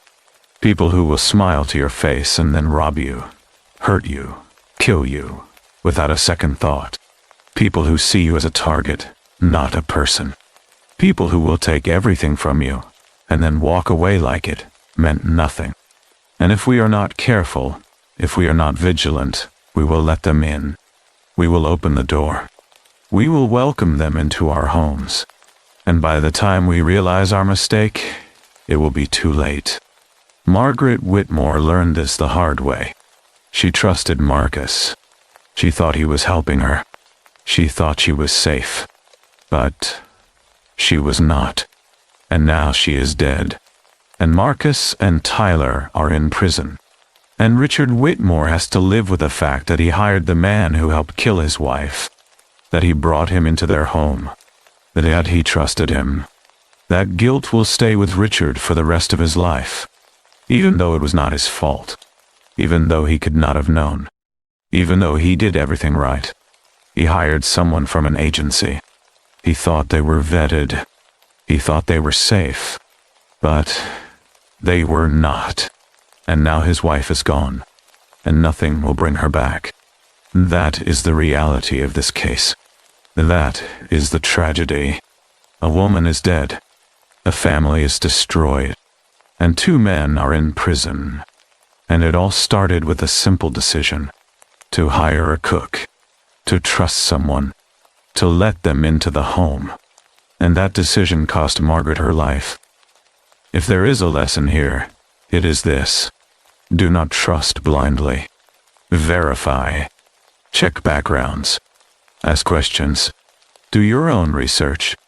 Do not rely on agencies to do it for you. Because some of them do not. Some of them cut corners. Some of them prioritize profit over safety. And when they do, people die. Margaret Whitmore died because Premier Home Services did not do their job. They did not screen Marcus Reed. They did not check his background. They did not verify his references. They just hired him and sent him out. And he killed someone. And the agency faced no real consequences. A fine, a shutdown. But no one went to jail. No one was held accountable. The owners of the agency walked away. They probably started another company under a different name. They probably kept doing the same thing. And somewhere right now, they are sending unvetted, unchecked employees into people's homes. And one day, it will happen again. Someone will hire the wrong person. Someone will trust the wrong agency. And someone will die. And the cycle will continue. Because we have not learned. We have not changed. We still prioritize convenience over safety. We still trust too easily. We still assume the best in people. And sometimes, that assumption kills us. Margaret Whitmore was 54 years old. She had had a family who loved her. She had friends, a community, a life. And it was taken from her by two men she barely knew. Two men she trusted. Two men who saw her as nothing more than a target. A source of money. An obstacle. And when she could not give them what they wanted, they killed her. They did not hesitate. They did not feel bad. They just did it. And then they left. And that is the horror. That is the part that keeps me awake at night. Not the violence. Not the blood. But the coldness. The complete lack of humanity. The ability to take a life and then walk out of that building. Calm, collected. Like it was just another Tuesday. Like nothing happened. Like Margaret did not matter. Because to them, she did not. She was no one. She was in their way. And they removed her. Simple as that. And then they moved on. And if they had not been caught, they would have done it again. To someone else. In another home. In another city. Because that is what people like Marcus and Tyler do. They prey on the vulnerable. They exploit trust. They take what they want. And if you get in their way, they remove you. And they do not lose sleep over it. They do not feel guilt. They do not think about you. You are already forgotten. Already erased. Just another body. Just another crime. Just another day. That is the world we live in. That is the reality we face. And we can either accept it and be victims, or we can fight back. We can be smarter. We can be more careful. We can protect ourselves and the people we love. We can demand better from the agencies we hire. We can verify, check, ask questions. We can install cameras, locks, alarms. We can trust, but verify. We can be kind, but cautious. We can open our homes, but not our guards. Because the monsters are out there. They are real. They are among us. They look like us.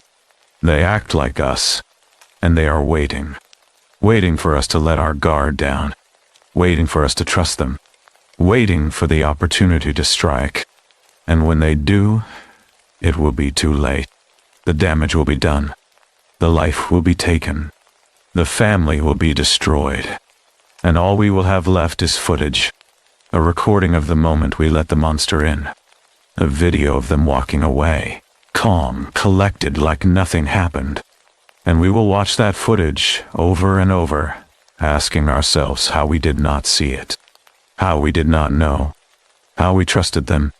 But we could not have known. Because they are good at hiding. They are good at pretending. They are good at being human. Until they are not. Until they show you what they really are. And by then, it is already over. Margaret Whitmore is dead.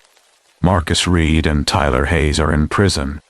The elevator footage has been watched millions of times. And we are still asking the same question. How could they look so calm? How could they walk out of that building having just killed someone and look so normal? The answer is simple. Because to them, it was normal. It was just a job, just a task, just another day. And that is the most terrifying thing of all.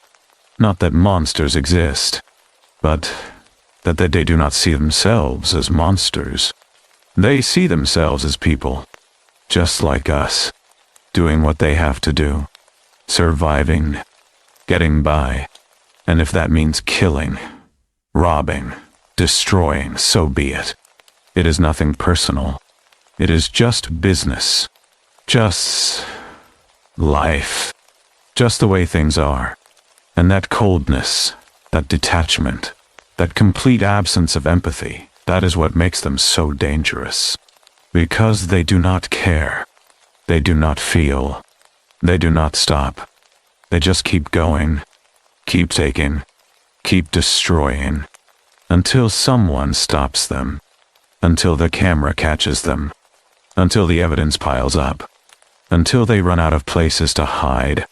And even then, even in prison, even facing life without parole, they do not feel remorse. They do not apologize. They do not care, because they never did, and they never will. That is who they are, and that is what we are up against. And we better be ready, because they are out there, right now, looking for their next victim, their next target, their next opportunity. And if we are not careful, it will be us. It will be our home, our family, our life. And all we will have left is footage. A recording of the moment we let them in. A video of them walking away. Calm, collected, normal, like nothing ever happened.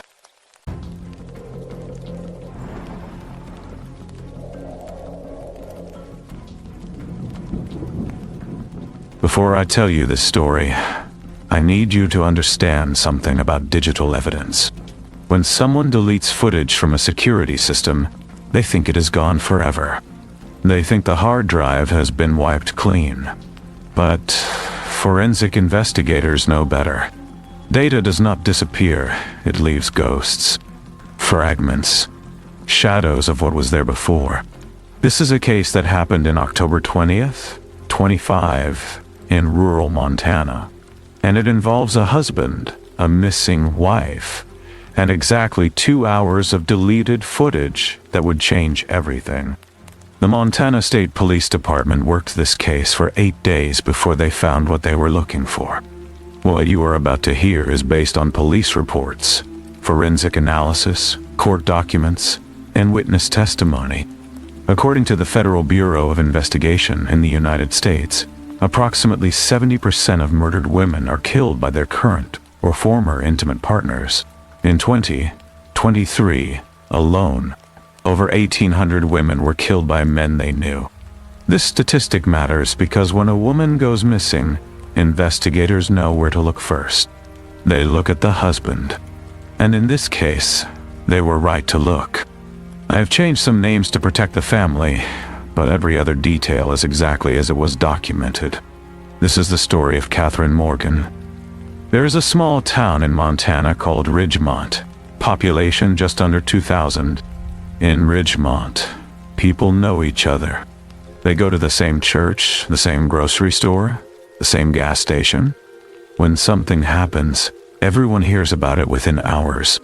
On September 27th, 2025, at approximately 9 o'clock in the morning, police received a call from a man named David Clark. David told them his friend Catherine Morgan was not answering her phone. He said he was worried. Catherine worked as a teacher at the local elementary school. She and her husband, Robert Morgan, had been married for almost 30 years. They had 2 sons, both of whom lived overseas, one in London and one in Sydney. The sons called their mother every single day. On the night of September 26th, Catherine's oldest son called her at 9 o'clock in the evening, which was their routine. The call connected, but immediately disconnected. He tried again. Same thing, He tried 5 more times. Each time the call would ring once, then cut off. At first he thought it was a network issue, but by the next morning his mother still was not answering. Her younger son sent her messages on a messaging app. The messages were never read. Both sons tried calling their father, Robert. The first time Robert answered, but the call dropped after a few seconds. When they called back, the call was rejected. This made them nervous. They knew their father. They knew his patterns. Something was wrong. The sons immediately called David Clark, a family friend who lived nearby, and asked him to check on their mother. David drove to the Morgan house around 12:30 in the afternoon. When he arrived, the front gate was locked from the outside. He called out for Catherine. No response. He walked around the property, looking in windows. No movement inside. That was when he called the police. When officers arrived at the Morgan home at approximately 1:15 in the afternoon, they found the gate padlocked. They opened it and entered the property. The front door was unlocked. Inside, the house was quiet. Too quiet. In the living room, they found something strange. There was a faint smell in the air, sharp, chemical. On the coffee table, there was a dish towel, damp to the touch. In the kitchen, a glass had been shattered on the floor. The fragments were still there, scattered near the sink. On the door handle leading to the back patio, there were smudges, oily residue. It looked like someone had wiped the handle down, but not thoroughly. The officers searched the entire house. No sign of Catherine. No sign of a struggle aside from the broken glass. But something felt off. The house had the energy of a place where something bad had happened. The officers checked the home security system. The Morgans had cameras installed at the front door, the back door, and in the driveway. But when police tried to access the footage, they found that all 3 cameras had been switched off. The digital video recorder, the device that stores the footage, had been tampered with. When they checked the recorded files, they discovered that footage from 10:30 in the evening on September 26th to 12:30 in the morning on September 27th was completely missing. 2 full hours. Deleted. The police immediately contacted Robert Morgan. He was not at home. They reached him by phone. Robert said he was out of town, about 60 miles away. He said he had gone for a drive to clear his head. When officers asked where his wife was, Robert said he was not sure. He said Catherine might have gone to visit her sister. The officers asked why he had not mentioned this to his sons. Robert said he and Catherine had been living separately for a while, even though they still lived in the same house. He said they did not communicate much anymore. He said it was complicated. The police found this answer suspicious. A wife goes missing. The husband does not know where she is, and he does not seem concerned. They asked Robert to come back to the house for questioning. He agreed. While they waited, forensic investigators began processing the scene. They swabbed the oily residue on the door handle. They collected fragments of the broken glass. They examined the dish towel. And then they went outside to check Robert's car, a dark blue pickup truck. It was parked in the driveway. Inside the truck, on the passenger side floor mat, they found small, dark stains. They looked like blood. The forensic team collected samples. They also found a single strand of hair caught in the door frame. The samples were sent to the state crime lab for DNA analysis. While this was happening, the police started pulling security footage from the surrounding area. Ridgemont is a small town, but there are cameras. Gas stations, the post office, a few businesses on Main Street. They found footage from a camera outside a convenience store 2 blocks from the Morgan house. The timestamp showed 11:42 in the evening on September 26th. A dark blue pickup truck, matching the description of Robert's vehicle, drove past the store heading east toward the highway. At 2:10 in the morning on September 27th, the same truck was seen returning to the neighborhood from the opposite direction. Robert had said he went for a drive to clear his head. But That was on September 27th, after Catherine had already gone missing. The footage showed he had also gone out the night before, the night Catherine disappeared. When Robert arrived back at the house, detectives brought him in for questioning. They asked him where he had been the night before. Robert said he was stressed. He said he and Catherine had been fighting for months. He said on the night of September 26th, he could not sleep, so he went for a long drive. He said he drove for hours just thinking. The detectives asked him where Catherine was. Robert said she must have gone to her sister's house. The detectives contacted Catherine's sister. The sister said Catherine had not been there in over a month. Robert's story was falling apart. On September 29th, the forensic lab returned preliminary results. The blood found in Robert's truck was a match for Catherine Morgan's blood type. The hair found in the truck was consistent with Catherine's hair. The oily residue on the door handle tested positive for cleaning solution, the kind used to wipe down surfaces and remove fingerprints. The dish towel on the coffee table also tested positive for chemical cleanser. Robert had been cleaning. He had been erasing evidence. On October 2nd, police got a call from a hiker.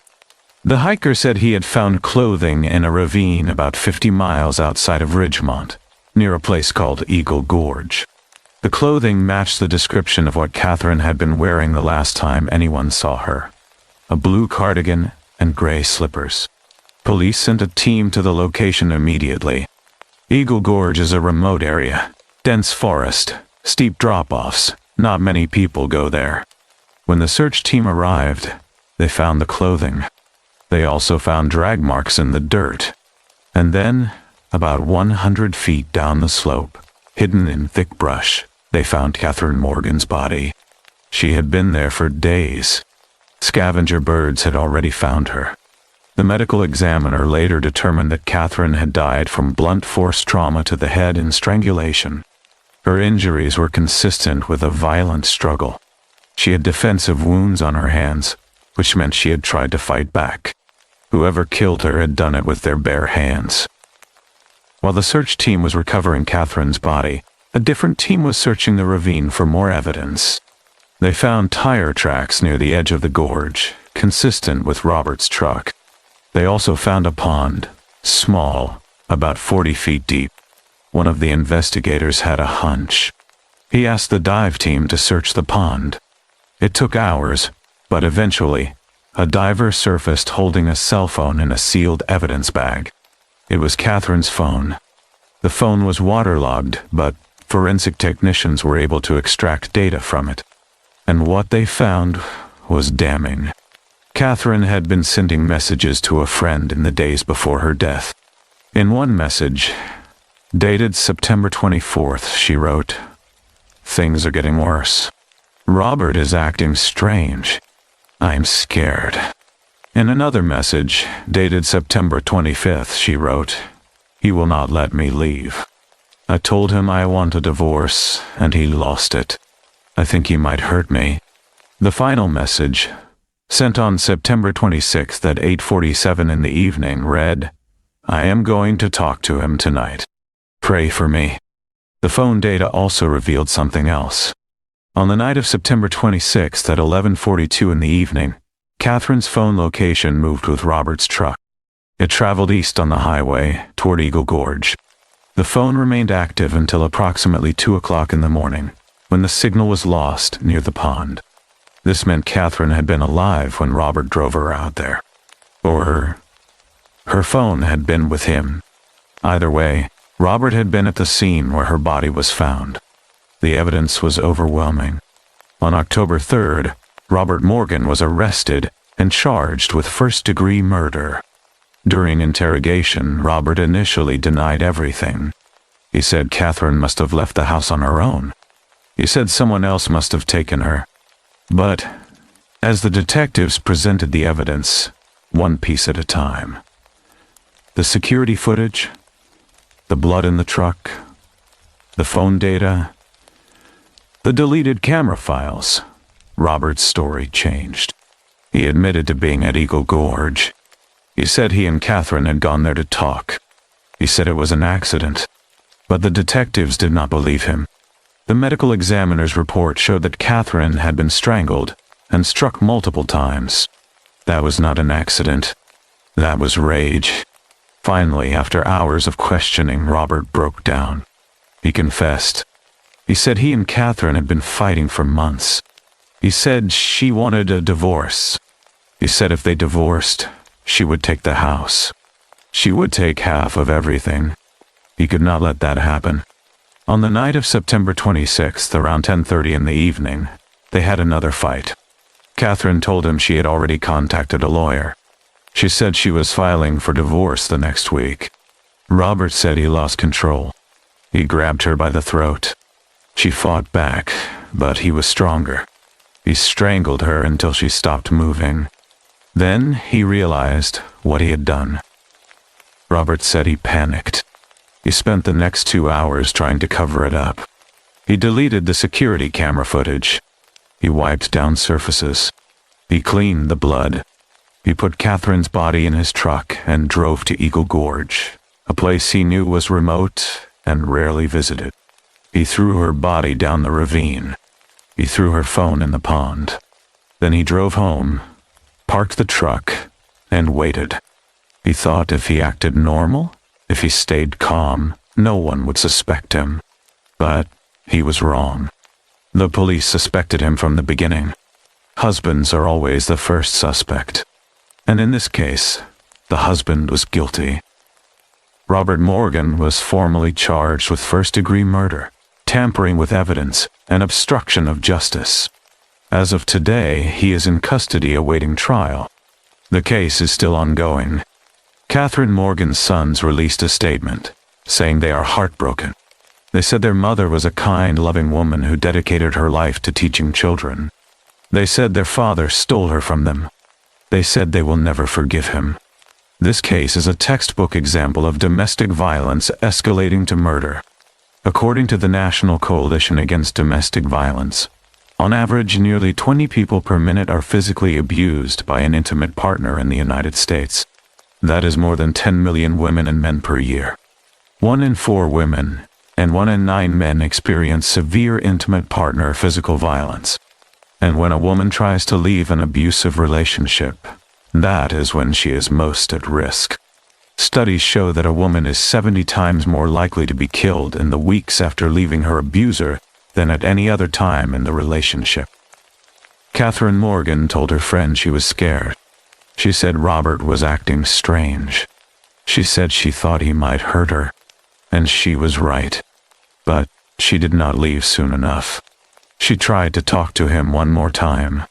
She tried to reason with him, and it cost her her life. This case also highlights the importance of digital evidence in modern criminal investigations. Robert deleted the security footage. He wiped down surfaces. He tried to make it look like Catherine had simply left. But he did not count on the police recovering the data. He did not know that deleted footage leaves traces. He did not know that cell phone location data could be extracted from a waterlogged device. He did not know that even the smallest drop of blood, invisible to the naked eye, can be detected with forensic testing. Technology has made it almost impossible to get away with murder. Almost. But not quite. Because there are still cases where the evidence is not enough, where the body is never found, where the footage is truly gone, where the killer is smarter, more careful, more methodical. Robert Morgan was not careful enough. He made mistakes. He left evidence. He underestimated the police. And now he will spend the rest of his life in prison. But I think about the 2 hours of deleted footage. I think about what happened in that house between 10:30 in the evening and 12:30 in the morning. The footage is gone, but the story is not. Catherine fought for her life in those 2 hours. She struggled. She screamed. She tried to get away. And Robert erased it all. He thought if he deleted the video, it would be like it never happened. But violence leaves marks. Blood seeps into carpet fibers. Skin cells transfer to clothing. Trauma etches itself into walls. You can delete the footage, but you cannot delete the crime. The evidence remains. The truth remains. And eventually, it catches up to you. I think about Catherine's final message to her friend. Pray for me. She knew. On some level, she knew that conversation with Robert was going to be her last. She knew he was dangerous. But she went anyway. Maybe she thought she could reason with him. Maybe she thought he would listen. Maybe she thought she could make him understand. But you cannot reason with rage. You cannot talk someone out of violence.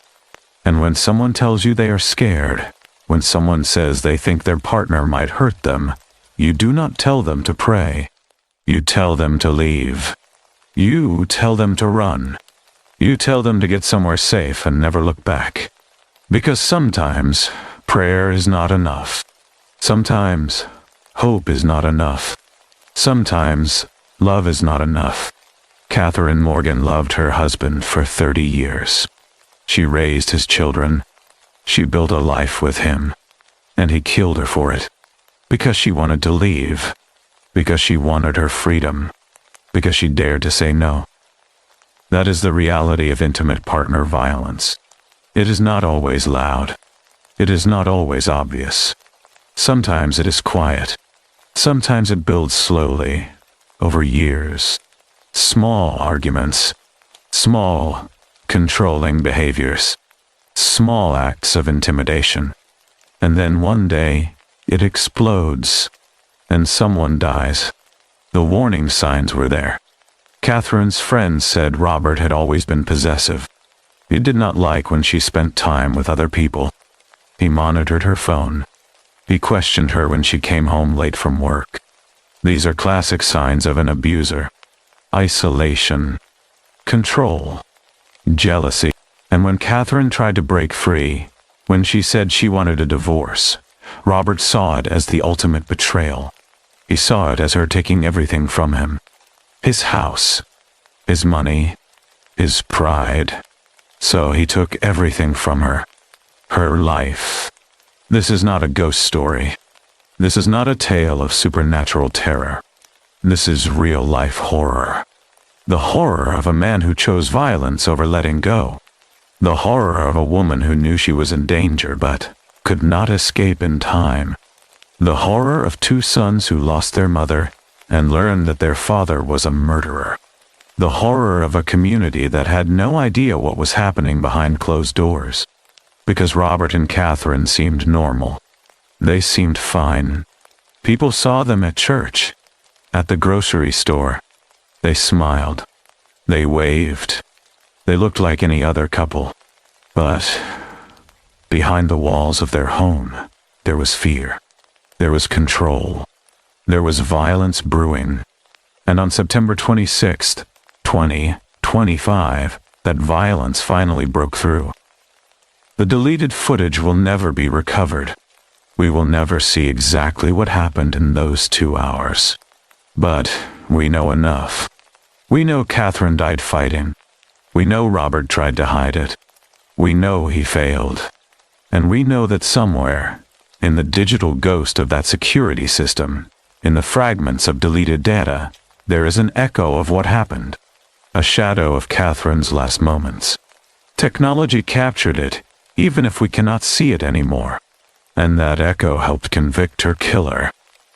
If you are reading this, if you know someone who is scared of their partner, if you know someone who is being controlled, isolated, threatened, please, do not tell them to pray. Tell them to leave. Tell them there are resources. There are shelters. There are hotlines. There are people who will help. The National Domestic Violence Hotline is available 24 hours a day, 7 days a week. It is confidential. It is free. And it could save a life. Because Catherine Morgan did not have to die, she should still be here. She should still be teaching. She should still be talking to her sons every day. She should still be alive. But she is not. Because the man who promised to love her decided to kill her instead. And no amount of deleted footage can change that. The truth came out anyway. It always does. Blood does not lie. DNA does not lie. Location data does not lie. And in the end, Robert Morgan could not hide from what he had done. This case is still in the courts. Robert has pleaded not guilty despite his confession. His lawyers are arguing that the confession was coerced. They are challenging the evidence. They are trying to create reasonable doubt. But the evidence is there. The blood, the hair, the phone data, the deleted footage, the body. Catherine Morgan is dead, and Robert Morgan killed her. That is the truth, and no legal maneuvering will change it. The jury will see the evidence. They will hear the testimony. They will see the timeline, and they will convict him, because the evidence is overwhelming, because the truth is undeniable, because justice, though slow, is coming. But justice will not bring Catherine back. Justice will not undo the trauma her sons have endured. Justice will not erase the last terrifying moments of her life. Justice is cold comfort when someone you love is gone. The best we can do now is remember her. Remember that she was a teacher, a mother, a friend, a woman who wanted freedom and paid for it with her life. And we can learn from her death. We can recognize the warning signs. We can support people trying to leave abusive relationships. We can believe them when they say they are scared. We can act before it is too late. Because the next Catherine Morgan is out there right now, living with someone who scares her, someone who controls her, someone who threatens her, and she is wondering if she should leave. She is wondering if it is worth the risk. She is wondering if anyone will believe her. The answer is yes. Leave. It is worth the risk. And we believe you. Do not wait. Do not give them one more chance. Do not try to reason with them. Just go. Because Catherine waited, and now she is dead. Do not be the next statistic. Do not be the next deleted footage. Do not be the next body in a ravine. Leave and live. That is the lesson of this case.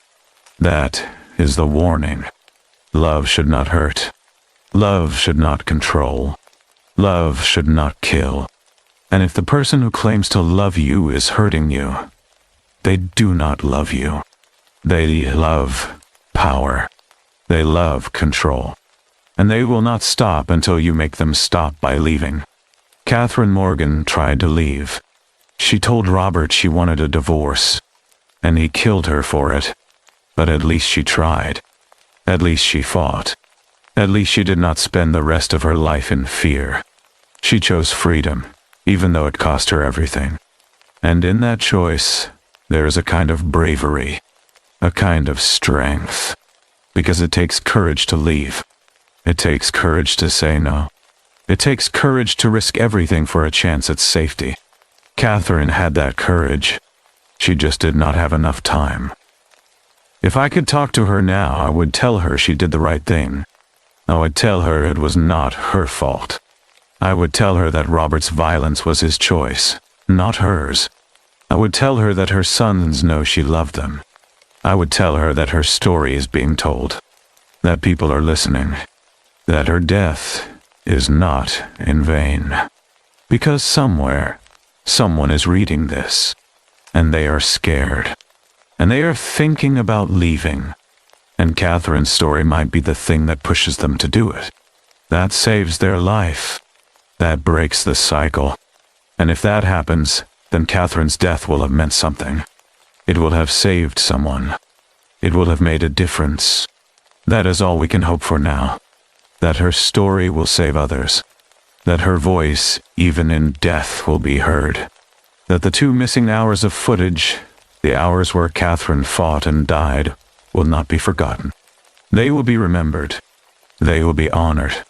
They will be a warning, a call to action, a reminder that domestic violence is real. It is deadly. And it happens to people you know, to people who seem fine, to people who smile and wave and go to church. It happens behind closed doors, in quiet houses, in small towns, and it kills. Catherine Morgan was 56 years old when she died. She had 30 years left, maybe 40. She had grandchildren she would never meet, holidays she would never celebrate, stories she would never tell. All of that was stolen from her, by the man she trusted, by the man she married, by the man who promised to love her until death do them part. He kept that promise, but not the way it was meant. He made sure death parted them, and now he will live with that for the rest of his life, in a cell, alone, with nothing but the memory of what he did, and I hope it haunts him. I hope Catherine's face is the last thing he sees before he falls asleep every night. I hope he hears her voice. I hope he feels her fear. I hope he remembers the moment she stopped fighting, the moment the light left her eyes. I hope it destroys him, because that is the only justice Catherine will ever get. The knowledge that her killer is suffering, that he lost everything too, that he threw away his life, his freedom, his family, all because he could not let her go. What a waste. What a senseless, stupid, brutal waste. But that is what violence is. It is waste. It destroys everything it touches. It leaves nothing but grief and rage and emptiness. And it never, ever solves anything. Robert thought killing Catherine would solve his problems. He thought it would stop the divorce. He thought it would let him keep the house. But all it did was destroy his life too. Now he has nothing.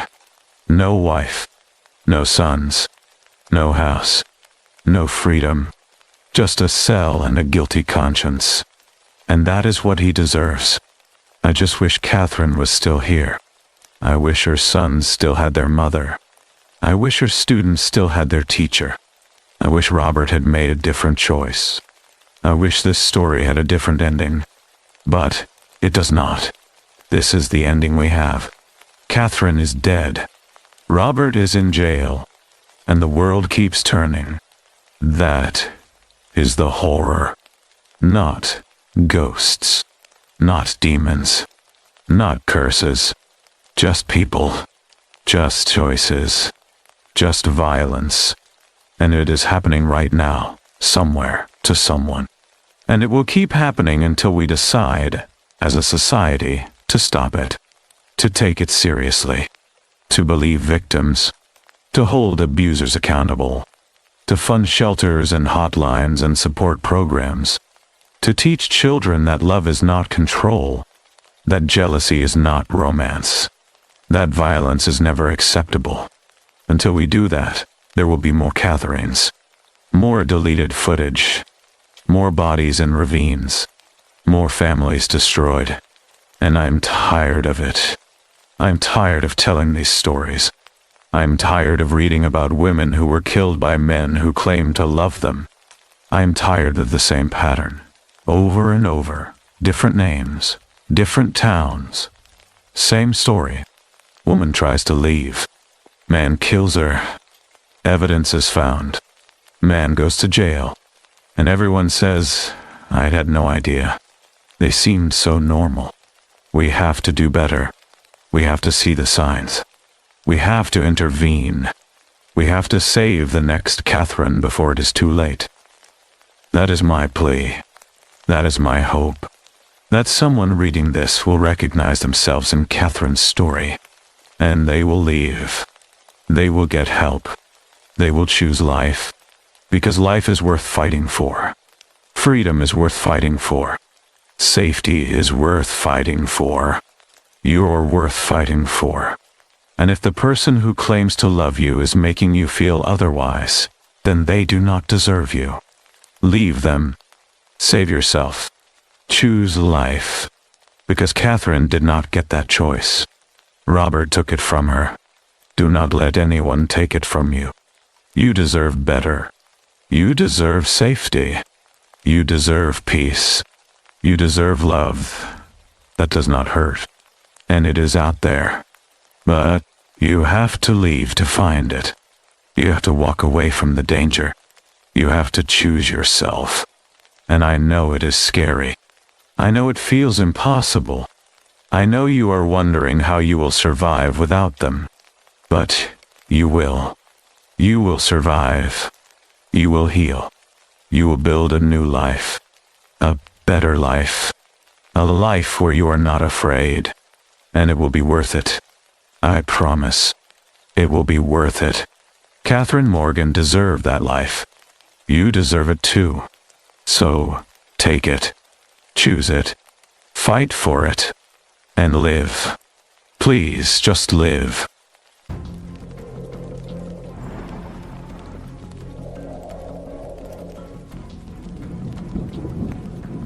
In 1964, a woman named Kitty Genovese was stabbed to death outside her apartment in Queens, New York. The original reports claimed 38 people watched her die and did nothing. Those reports were later proven to be exaggerated. But the damage was done. Social psychologists John Darley and Bibb Latane studied that case and coined the term bystander effect, the phenomenon where the more people witness a crime, the less likely any individual will intervene. They discovered that when someone is alone and sees an emergency, they help 75% of the time. But in a group of 6 or more, that drops to 31%. This is called diffusion of responsibility. Everyone assumes someone else will act, so no one does. This story is about what happens when that psychological phenomenon meets the modern age. When people would rather record a murder on their phones than stop it. When a crowd becomes a chorus of witnesses who do absolutely nothing. This case happened in January 20th, 25, at a corporate office park in Portland, Oregon. The entire attack was captured on security cameras. Dozens of people watched it happen live, and not one of them stepped forward until it was too late. I have changed some names to protect the families, but the documented timeline, the witness statements, the security footage, all of it is exactly as recorded. This is the story of Rebecca Walsh and Nathan Morrison, and the 60 people who watched her die. Portland Corporate Center is a cluster of office buildings on the west side of Portland, home to tech companies, call centers, and business process outsourcing firms. The largest building in the complex houses Data Global Services, a multinational company that handles customer support for major corporations.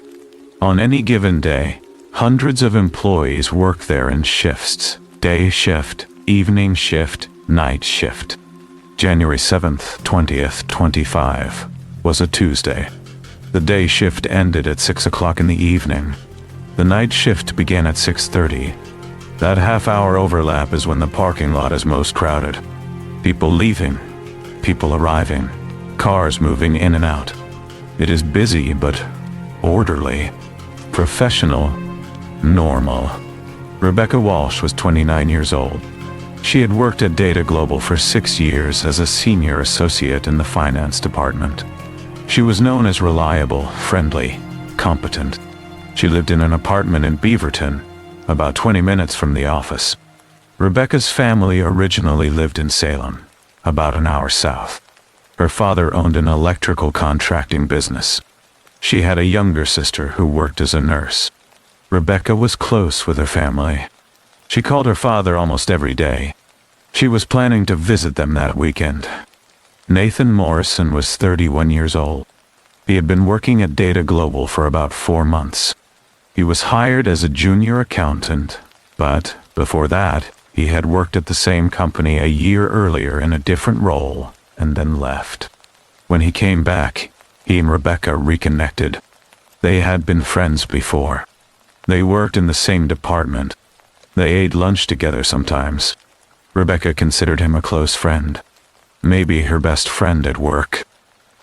What Rebecca did not know was that Nathan had been borrowing money from her. A lot of money. It started small. Nathan approached Rebecca one day looking distressed. He said his mother was sick. He said she needed surgery for a serious condition, and he did not have enough money to cover the medical bills. He asked to borrow $2,000. Rebecca gave it to him without hesitation. She trusted him. A few weeks later, Nathan came back. He said his mother's condition was worse. More tests, more procedures, more bills. He needed another $1,500. Rebecca gave it to him. Then, it happened again, and again. Over the course of several months, Nathan borrowed nearly $10,000 from Rebecca. Every time he gave the same reason: his mother's medical expenses, his mother's treatment, his mother's recovery. Rebecca believed him. She never questioned it. She thought she was helping a friend in need. But Nathan's mother was not sick. She never had been. Nathan had been lying the entire time. He was using the money for himself. Later, police would discover that Nathan had a gambling problem. He owed money to people. He was in debt. He saw Rebecca as an easy source of cash, and he kept taking from her. In June 20th, 24th, Nathan had a medical procedure of his own. He had a chronic eye condition that required periodic surgery. After the procedure, Nathan needed money for follow-up care and medication. That was when he decided to ask Rebecca to pay him back.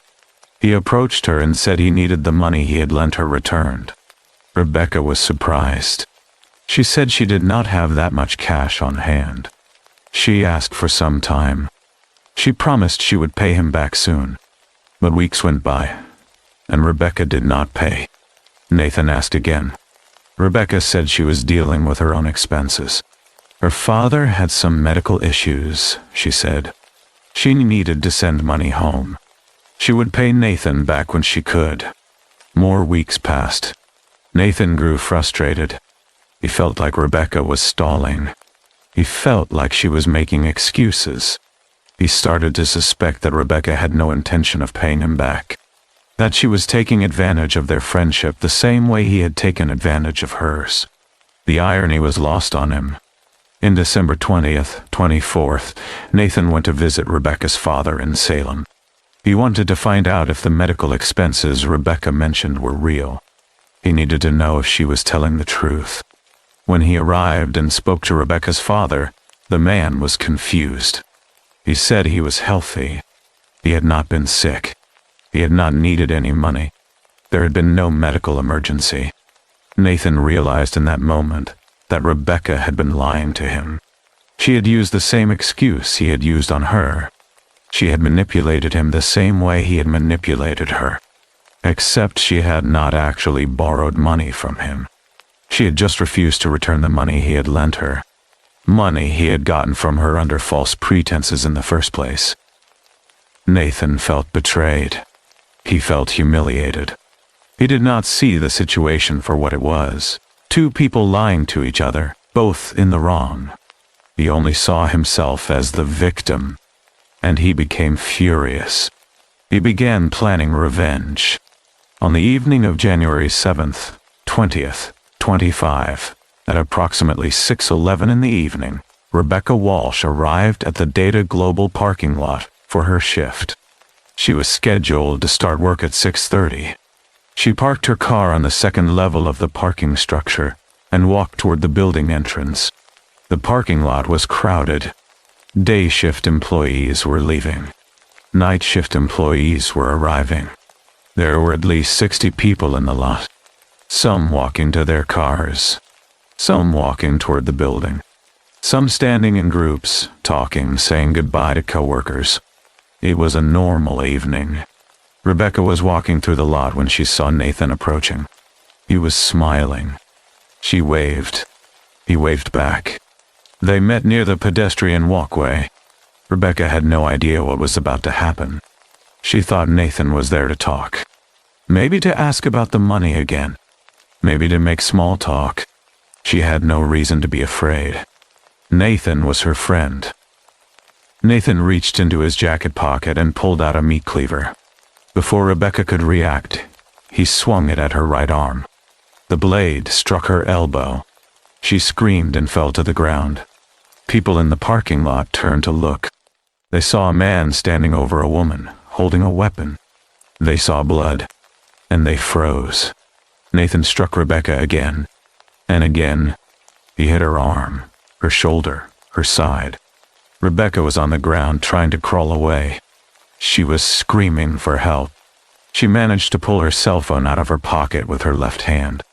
Her right arm was useless, bleeding heavily. She dialed her father's number. The call connected. Rebecca's father heard his daughter screaming. He heard a man's voice yelling. He heard his daughter say, "Help me, please. He is killing me." Nathan grabbed the phone out of Rebecca's hand. He yelled into it. He said, "Your daughter owes me $10,000. If she does not pay me back, I will kill her." Then he threw the phone on the ground. By now, a crowd had formed. At least 40 people were standing in a loose circle around Nathan and Rebecca. Some had their phones out recording. Some were calling 911. Most were just standing there, watching. No one stepped forward. No one tried to stop Nathan. No one ran to help Rebecca. They just watched. Nathan turned back to Rebecca. She was lying on the pavement, bleeding, crying, begging. He raised the cleaver again. But then something happened. Nathan hesitated. He looked at the crowd. He saw all the people watching him. He saw the phones pointed at him. He saw their faces. And for a moment, he seemed to realize what he had done. He threw the cleaver on the ground. It clattered on the pavement. For a few seconds, nothing happened. The crowd stood there. Nathan stood there. Rebecca was on the ground bleeding out. Then, finally, the crowd moved. Several people rushed forward and tackled Nathan. They pinned him to the ground. They held him until security arrived. Someone ran to Rebecca and tried to stop the bleeding. Someone else grabbed towels from their car. But it was too late. Rebecca had been stabbed and slashed multiple times.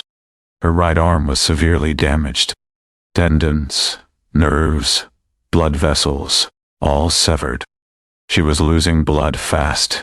And she had another problem. Rebecca had a medical condition called hemophilia, a clotting disorder. Her blood did not clot properly. A minor injury could cause serious bleeding. A major injury like this was life-threatening. By the time paramedics arrived and got Rebecca to the hospital, she had lost too much blood. Her body went into shock. During surgery, her heart stopped. The doctors tried to resuscitate her. They worked for over an hour. But Rebecca Walsh was pronounced dead at 9:47 in the evening on January 7th, 2025. Nathan Morrison was arrested at the scene. He was charged with first-degree murder, aggravated assault, and weapons violations. Rebecca's younger sister, Amanda Walsh, filed a victim impact statement. She described Rebecca as a kind, generous person who always put others first. She said Rebecca trusted people too easily. She said Rebecca never expected her friend to kill her. The trial took place in June 20th, 25. Prosecutors presented the security camera footage from the parking lot. It showed the entire attack. Nathan approaching Rebecca. The first strike. Rebecca falling. Nathan attacking her repeatedly while she was on the ground. And it showed the crowd. 60 people standing in a circle watching. Recording. Doing nothing. The defense tried to argue that Nathan had been emotionally distressed. They said Rebecca had manipulated him, lied to him, refused to pay back the money she owed. They said he snapped. The jury did not buy it. They watched the footage. They saw a man attack a defenseless woman in broad daylight. They saw him strike her over and over while she begged for her life. On June 20th, 25, Nathan Morrison was found guilty of first-degree murder.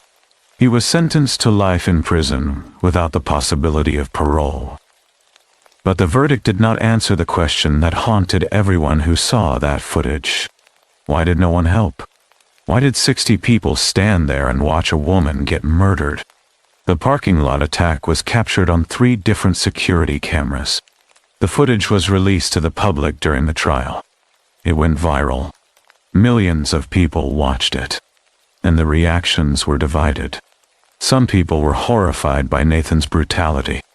But just as many were horrified by the crowd. The bystanders. The witnesses who did nothing. Psychologists analyzed the footage. They pointed to the bystander effect, the diffusion of responsibility, the assumption that someone else would intervene. They said this was a textbook example of why people in crowds do not help. But that explanation did not satisfy everyone. Because this was not 1964. This was 2025. These people had cell phones. They had cameras. They recorded the entire attack. They captured evidence. But they did not stop it.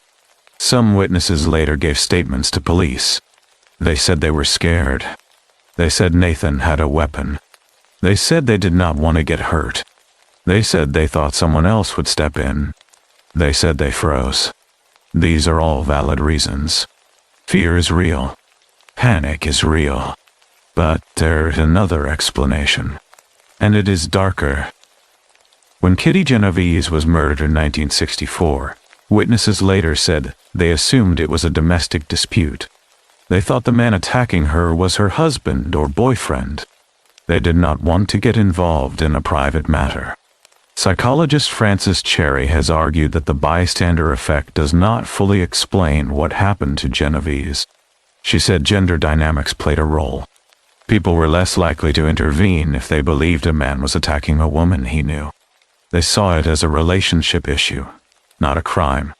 The same thing happened in Portland. Several witnesses later admitted they thought Rebecca and Nathan were in a relationship. They thought it was a lover's quarrel. A domestic dispute. Something private. They did not realize Rebecca was being murdered by a coworker over money.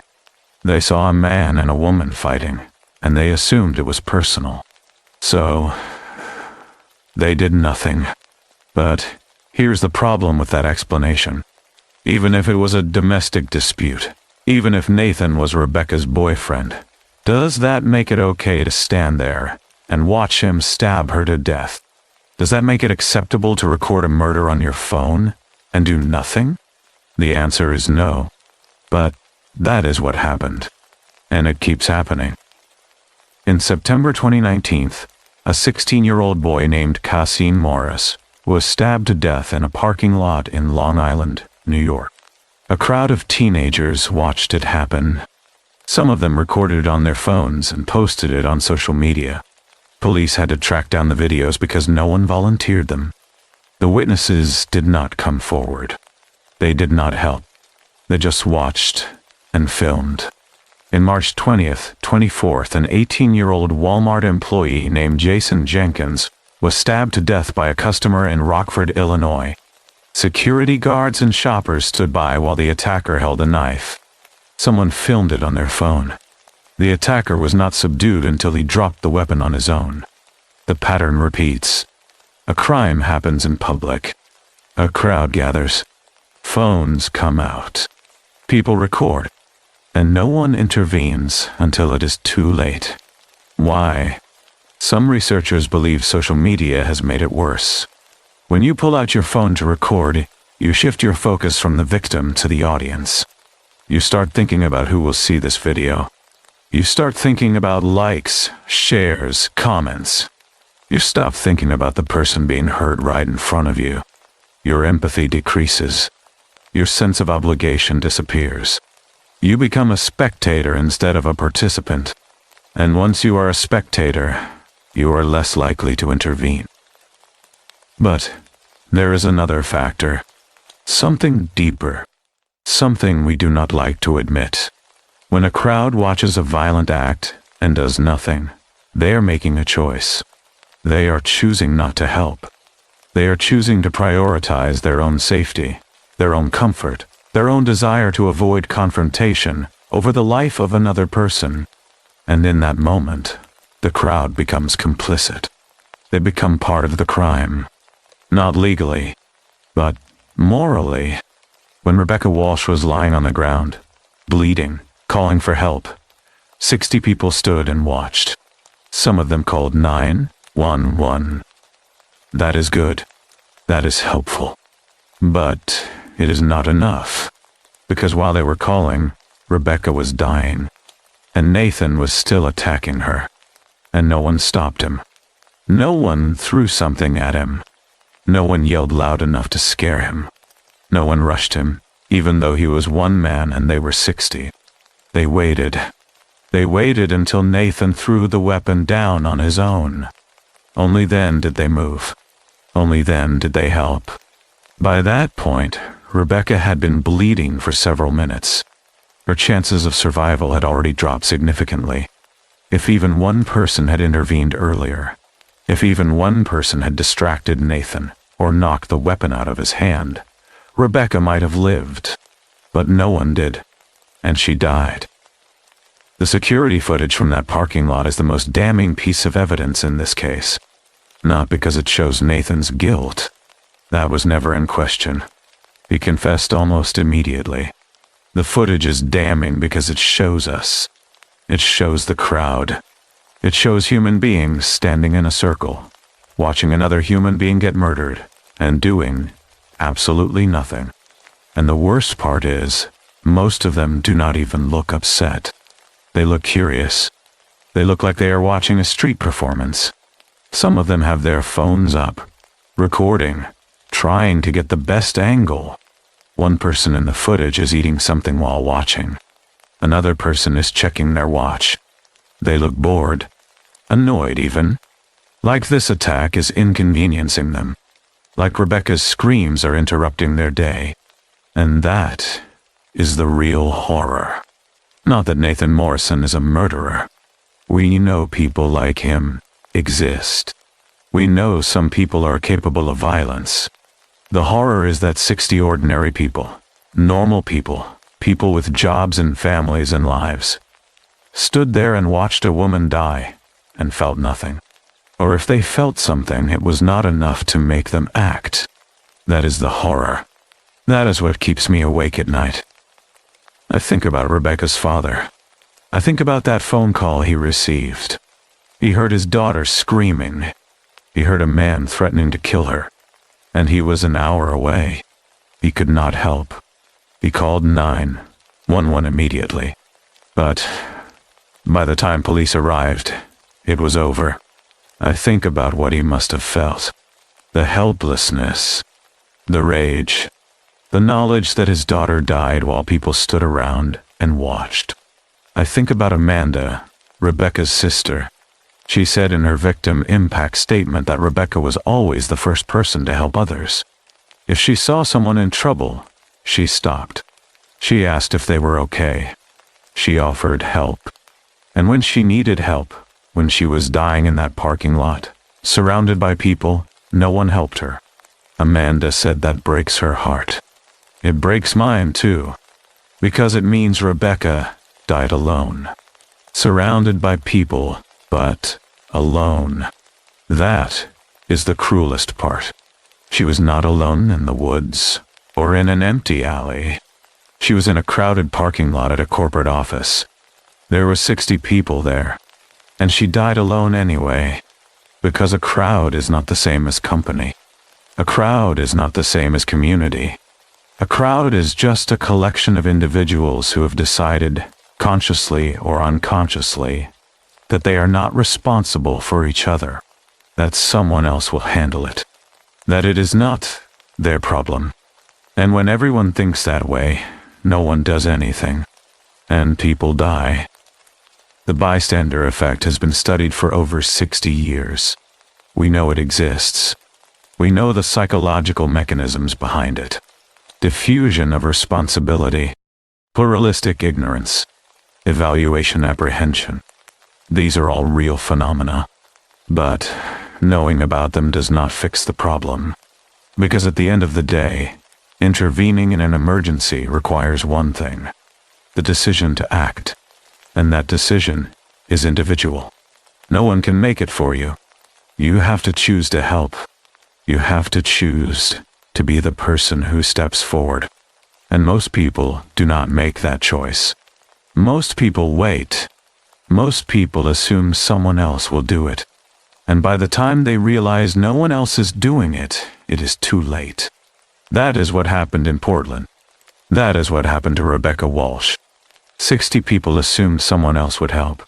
60 people were wrong. And Rebecca died. I wanted to be clear about something. I am not saying the bystanders are as guilty as Nathan Morrison. They are not. Nathan is a murderer. He made the choice to kill. He brought a weapon. He planned it. He executed it. The blood is on his hands. But the bystanders are not innocent either. They had a choice too. And they chose wrong. They chose to watch instead of act. They chose to record instead of intervene. They chose to protect themselves instead of saving someone else. And those choices have consequences. Not legal consequences. None of them were charged with a crime. But moral consequences. Psychological consequences. I guarantee you, some of those 60 people think about that day. They think about Rebecca lying on the ground, bleeding, calling for help.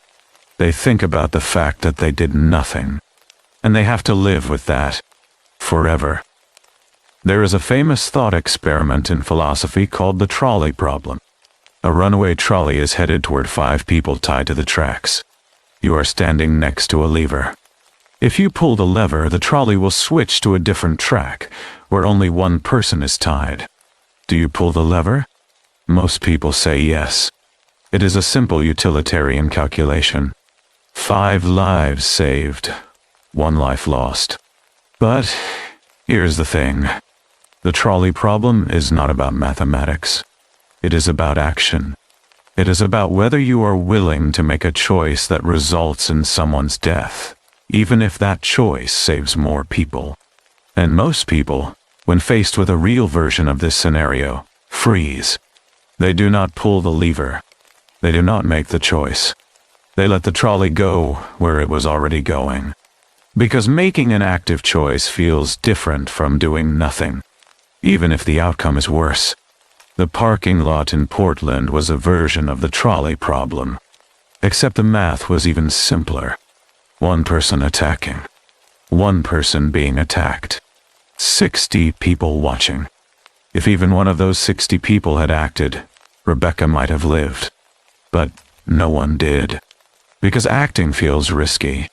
Acting means putting yourself in danger. Acting means making a choice that could go wrong. And most people, when faced with that choice, do nothing. They let the trolley go where it was already going, even if it means someone dies.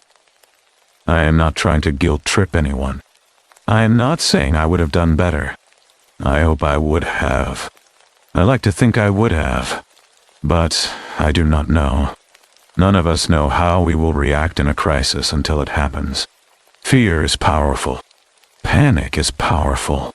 The instinct to protect yourself is powerful. And I understand that. Buddy, here's what I also understand. Rebecca Walsh is dead. And 60 people watched her die. And that is unacceptable. It is unacceptable that we live in a world where people will stand in a circle and film a murder on their phones and not lift a finger to stop it. It is unacceptable that we have normalized this behavior, that we explain it away with psychology and statistics and say, well, that is just how people are. No, that is not how people have to be. We can do better. We have to do better. Because the next time this happens, and it will happen again, it could be you. You could be the person on the ground bleeding, calling for help, and there will be a crowd around you, and they will have their phones out, and they will watch you die, unless someone decides to act, unless someone breaks the pattern, unless someone chooses to help. There is a concept in psychology called learned helplessness. It is when a person or animal is repeatedly exposed to a negative stimulus they cannot escape, and eventually they stop trying to escape, even when they can.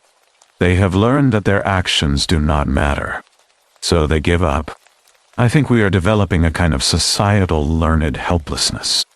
We see violence all the time. On the news, on social media, in movies, in shows, in video games. We are desensitized to it. We have learned that there is nothing we can do about it. We have learned that our actions do not matter. So, we do nothing. We watch. We record. We share. We comment. But we do not act. And that has to stop. Because our actions do matter. One person can make a difference. One person stepping forward can break the bystander effect. One person choosing to help can save a life. But only if they choose. Only if they decide that this person, this stranger, this victim, is worth the risk, is worth the effort, is worth saving. And that choice is hard. I will not pretend it is easy, but it is necessary. Because if we do not make that choice, if we continue to stand in crowds and watch people die, then we are not a society anymore. We are just a collection of individuals who happen to be in the same place at the same time. And when the next attack happens, when the next person is bleeding on the ground, we will stand there and watch. And we will tell ourselves it is not our fault. Someone else should have helped. Someone else should have acted. But there is no someone else. There is only us. And if we do not choose to help, no one will. Rebecca Walsh was 29 years old. She worked hard. She helped her family. She trusted her friend. And she was murdered in a parking lot while 60 people watched. Nathan Morrison is in prison. He will die in prison. That is justice of a kind. But it does not bring Rebecca back. It does not undo the trauma her family has endured. It does not erase the fact that she died alone, surrounded by strangers who did nothing. And it does not change the fact that this will happen again. Because we have not learned. We have not changed. We are still standing in circles, watching, recording, doing nothing. And people are still dying. The security footage from the Portland parking lot is available online. You can watch it if you want. You can see Nathan attack Rebecca. You can see her fall. You can see the crowd form. You can see them stand there watching. And you can ask yourself, what would I have done? Would I have stepped forward? Would I have tried to stop him? Or would I have stood there with everyone else, phone in hand, watching someone die? I hope you never have to answer that question for real. I hope you never find yourself in that situation. But if you do, I hope you choose to act. I hope you choose to help. Because the alternative is unacceptable. The alternative is standing there, watching, recording, doing nothing, and living with that for the rest of your life. Knowing you could have saved someone. Knowing you chose not to. Rebecca Walsh deserved better. She deserved to be helped. She deserved to live. And the 60 people in that parking lot failed her. They chose wrong. Do not make the same choice. Do not be part of the crowd that watches someone die. Be the person who acts. Be the person who helps. Be the person who saves a life. Because that is what it means to be human. Not just existing in the same space as other people, but caring about them, protecting them, helping them, even when it is hard, even when it is scary, even when it is risky. That is what separates us from animals. That is what makes us a society. And if we lose that, we lose everything. Rebecca Walsh is dead. Nathan Morrison is in prison. And 60 people have to live with the fact that they did nothing. Do not be the 61st. Do not be the next person who watches someone die and does nothing. Choose to act. Choose to help. Choose to be human. Because if you do not, the next person on the ground, bleeding, calling for help. Might be someone you love, and you will hope, you will pray, that someone in that crowd chooses to save them. But if everyone thinks the way you did, if everyone waits for someone else to act, then no one will, and they will die alone, surrounded by people, just like Rebecca. Do not let that happen. Be the difference. Be the one who acts. Be the one who saves a life. Because that is what heroes do. And we need more heroes. We need more people who choose to help instead of watch. We need more people who break the pattern, who step forward, who risk themselves to save others. That is the only way this stops. That is the only way we change. One person at a time. One choice at a time. One act of courage at a time. Rebecca Walsh is gone. But the next victim does not have to be. If you choose to act. If you choose to help. If you choose to save them. So please, the next time you see someone in trouble, the next time you see someone being hurt, do not pull out your phone. Do not stand there watching. Do not wait for someone else. Step forward. Help. Act. Save them. Because if you do not, no one will. And they will die. And you will have to live with that. Forever. Do not make that choice. Choose to act. Choose to help. Choose to save a life. Please.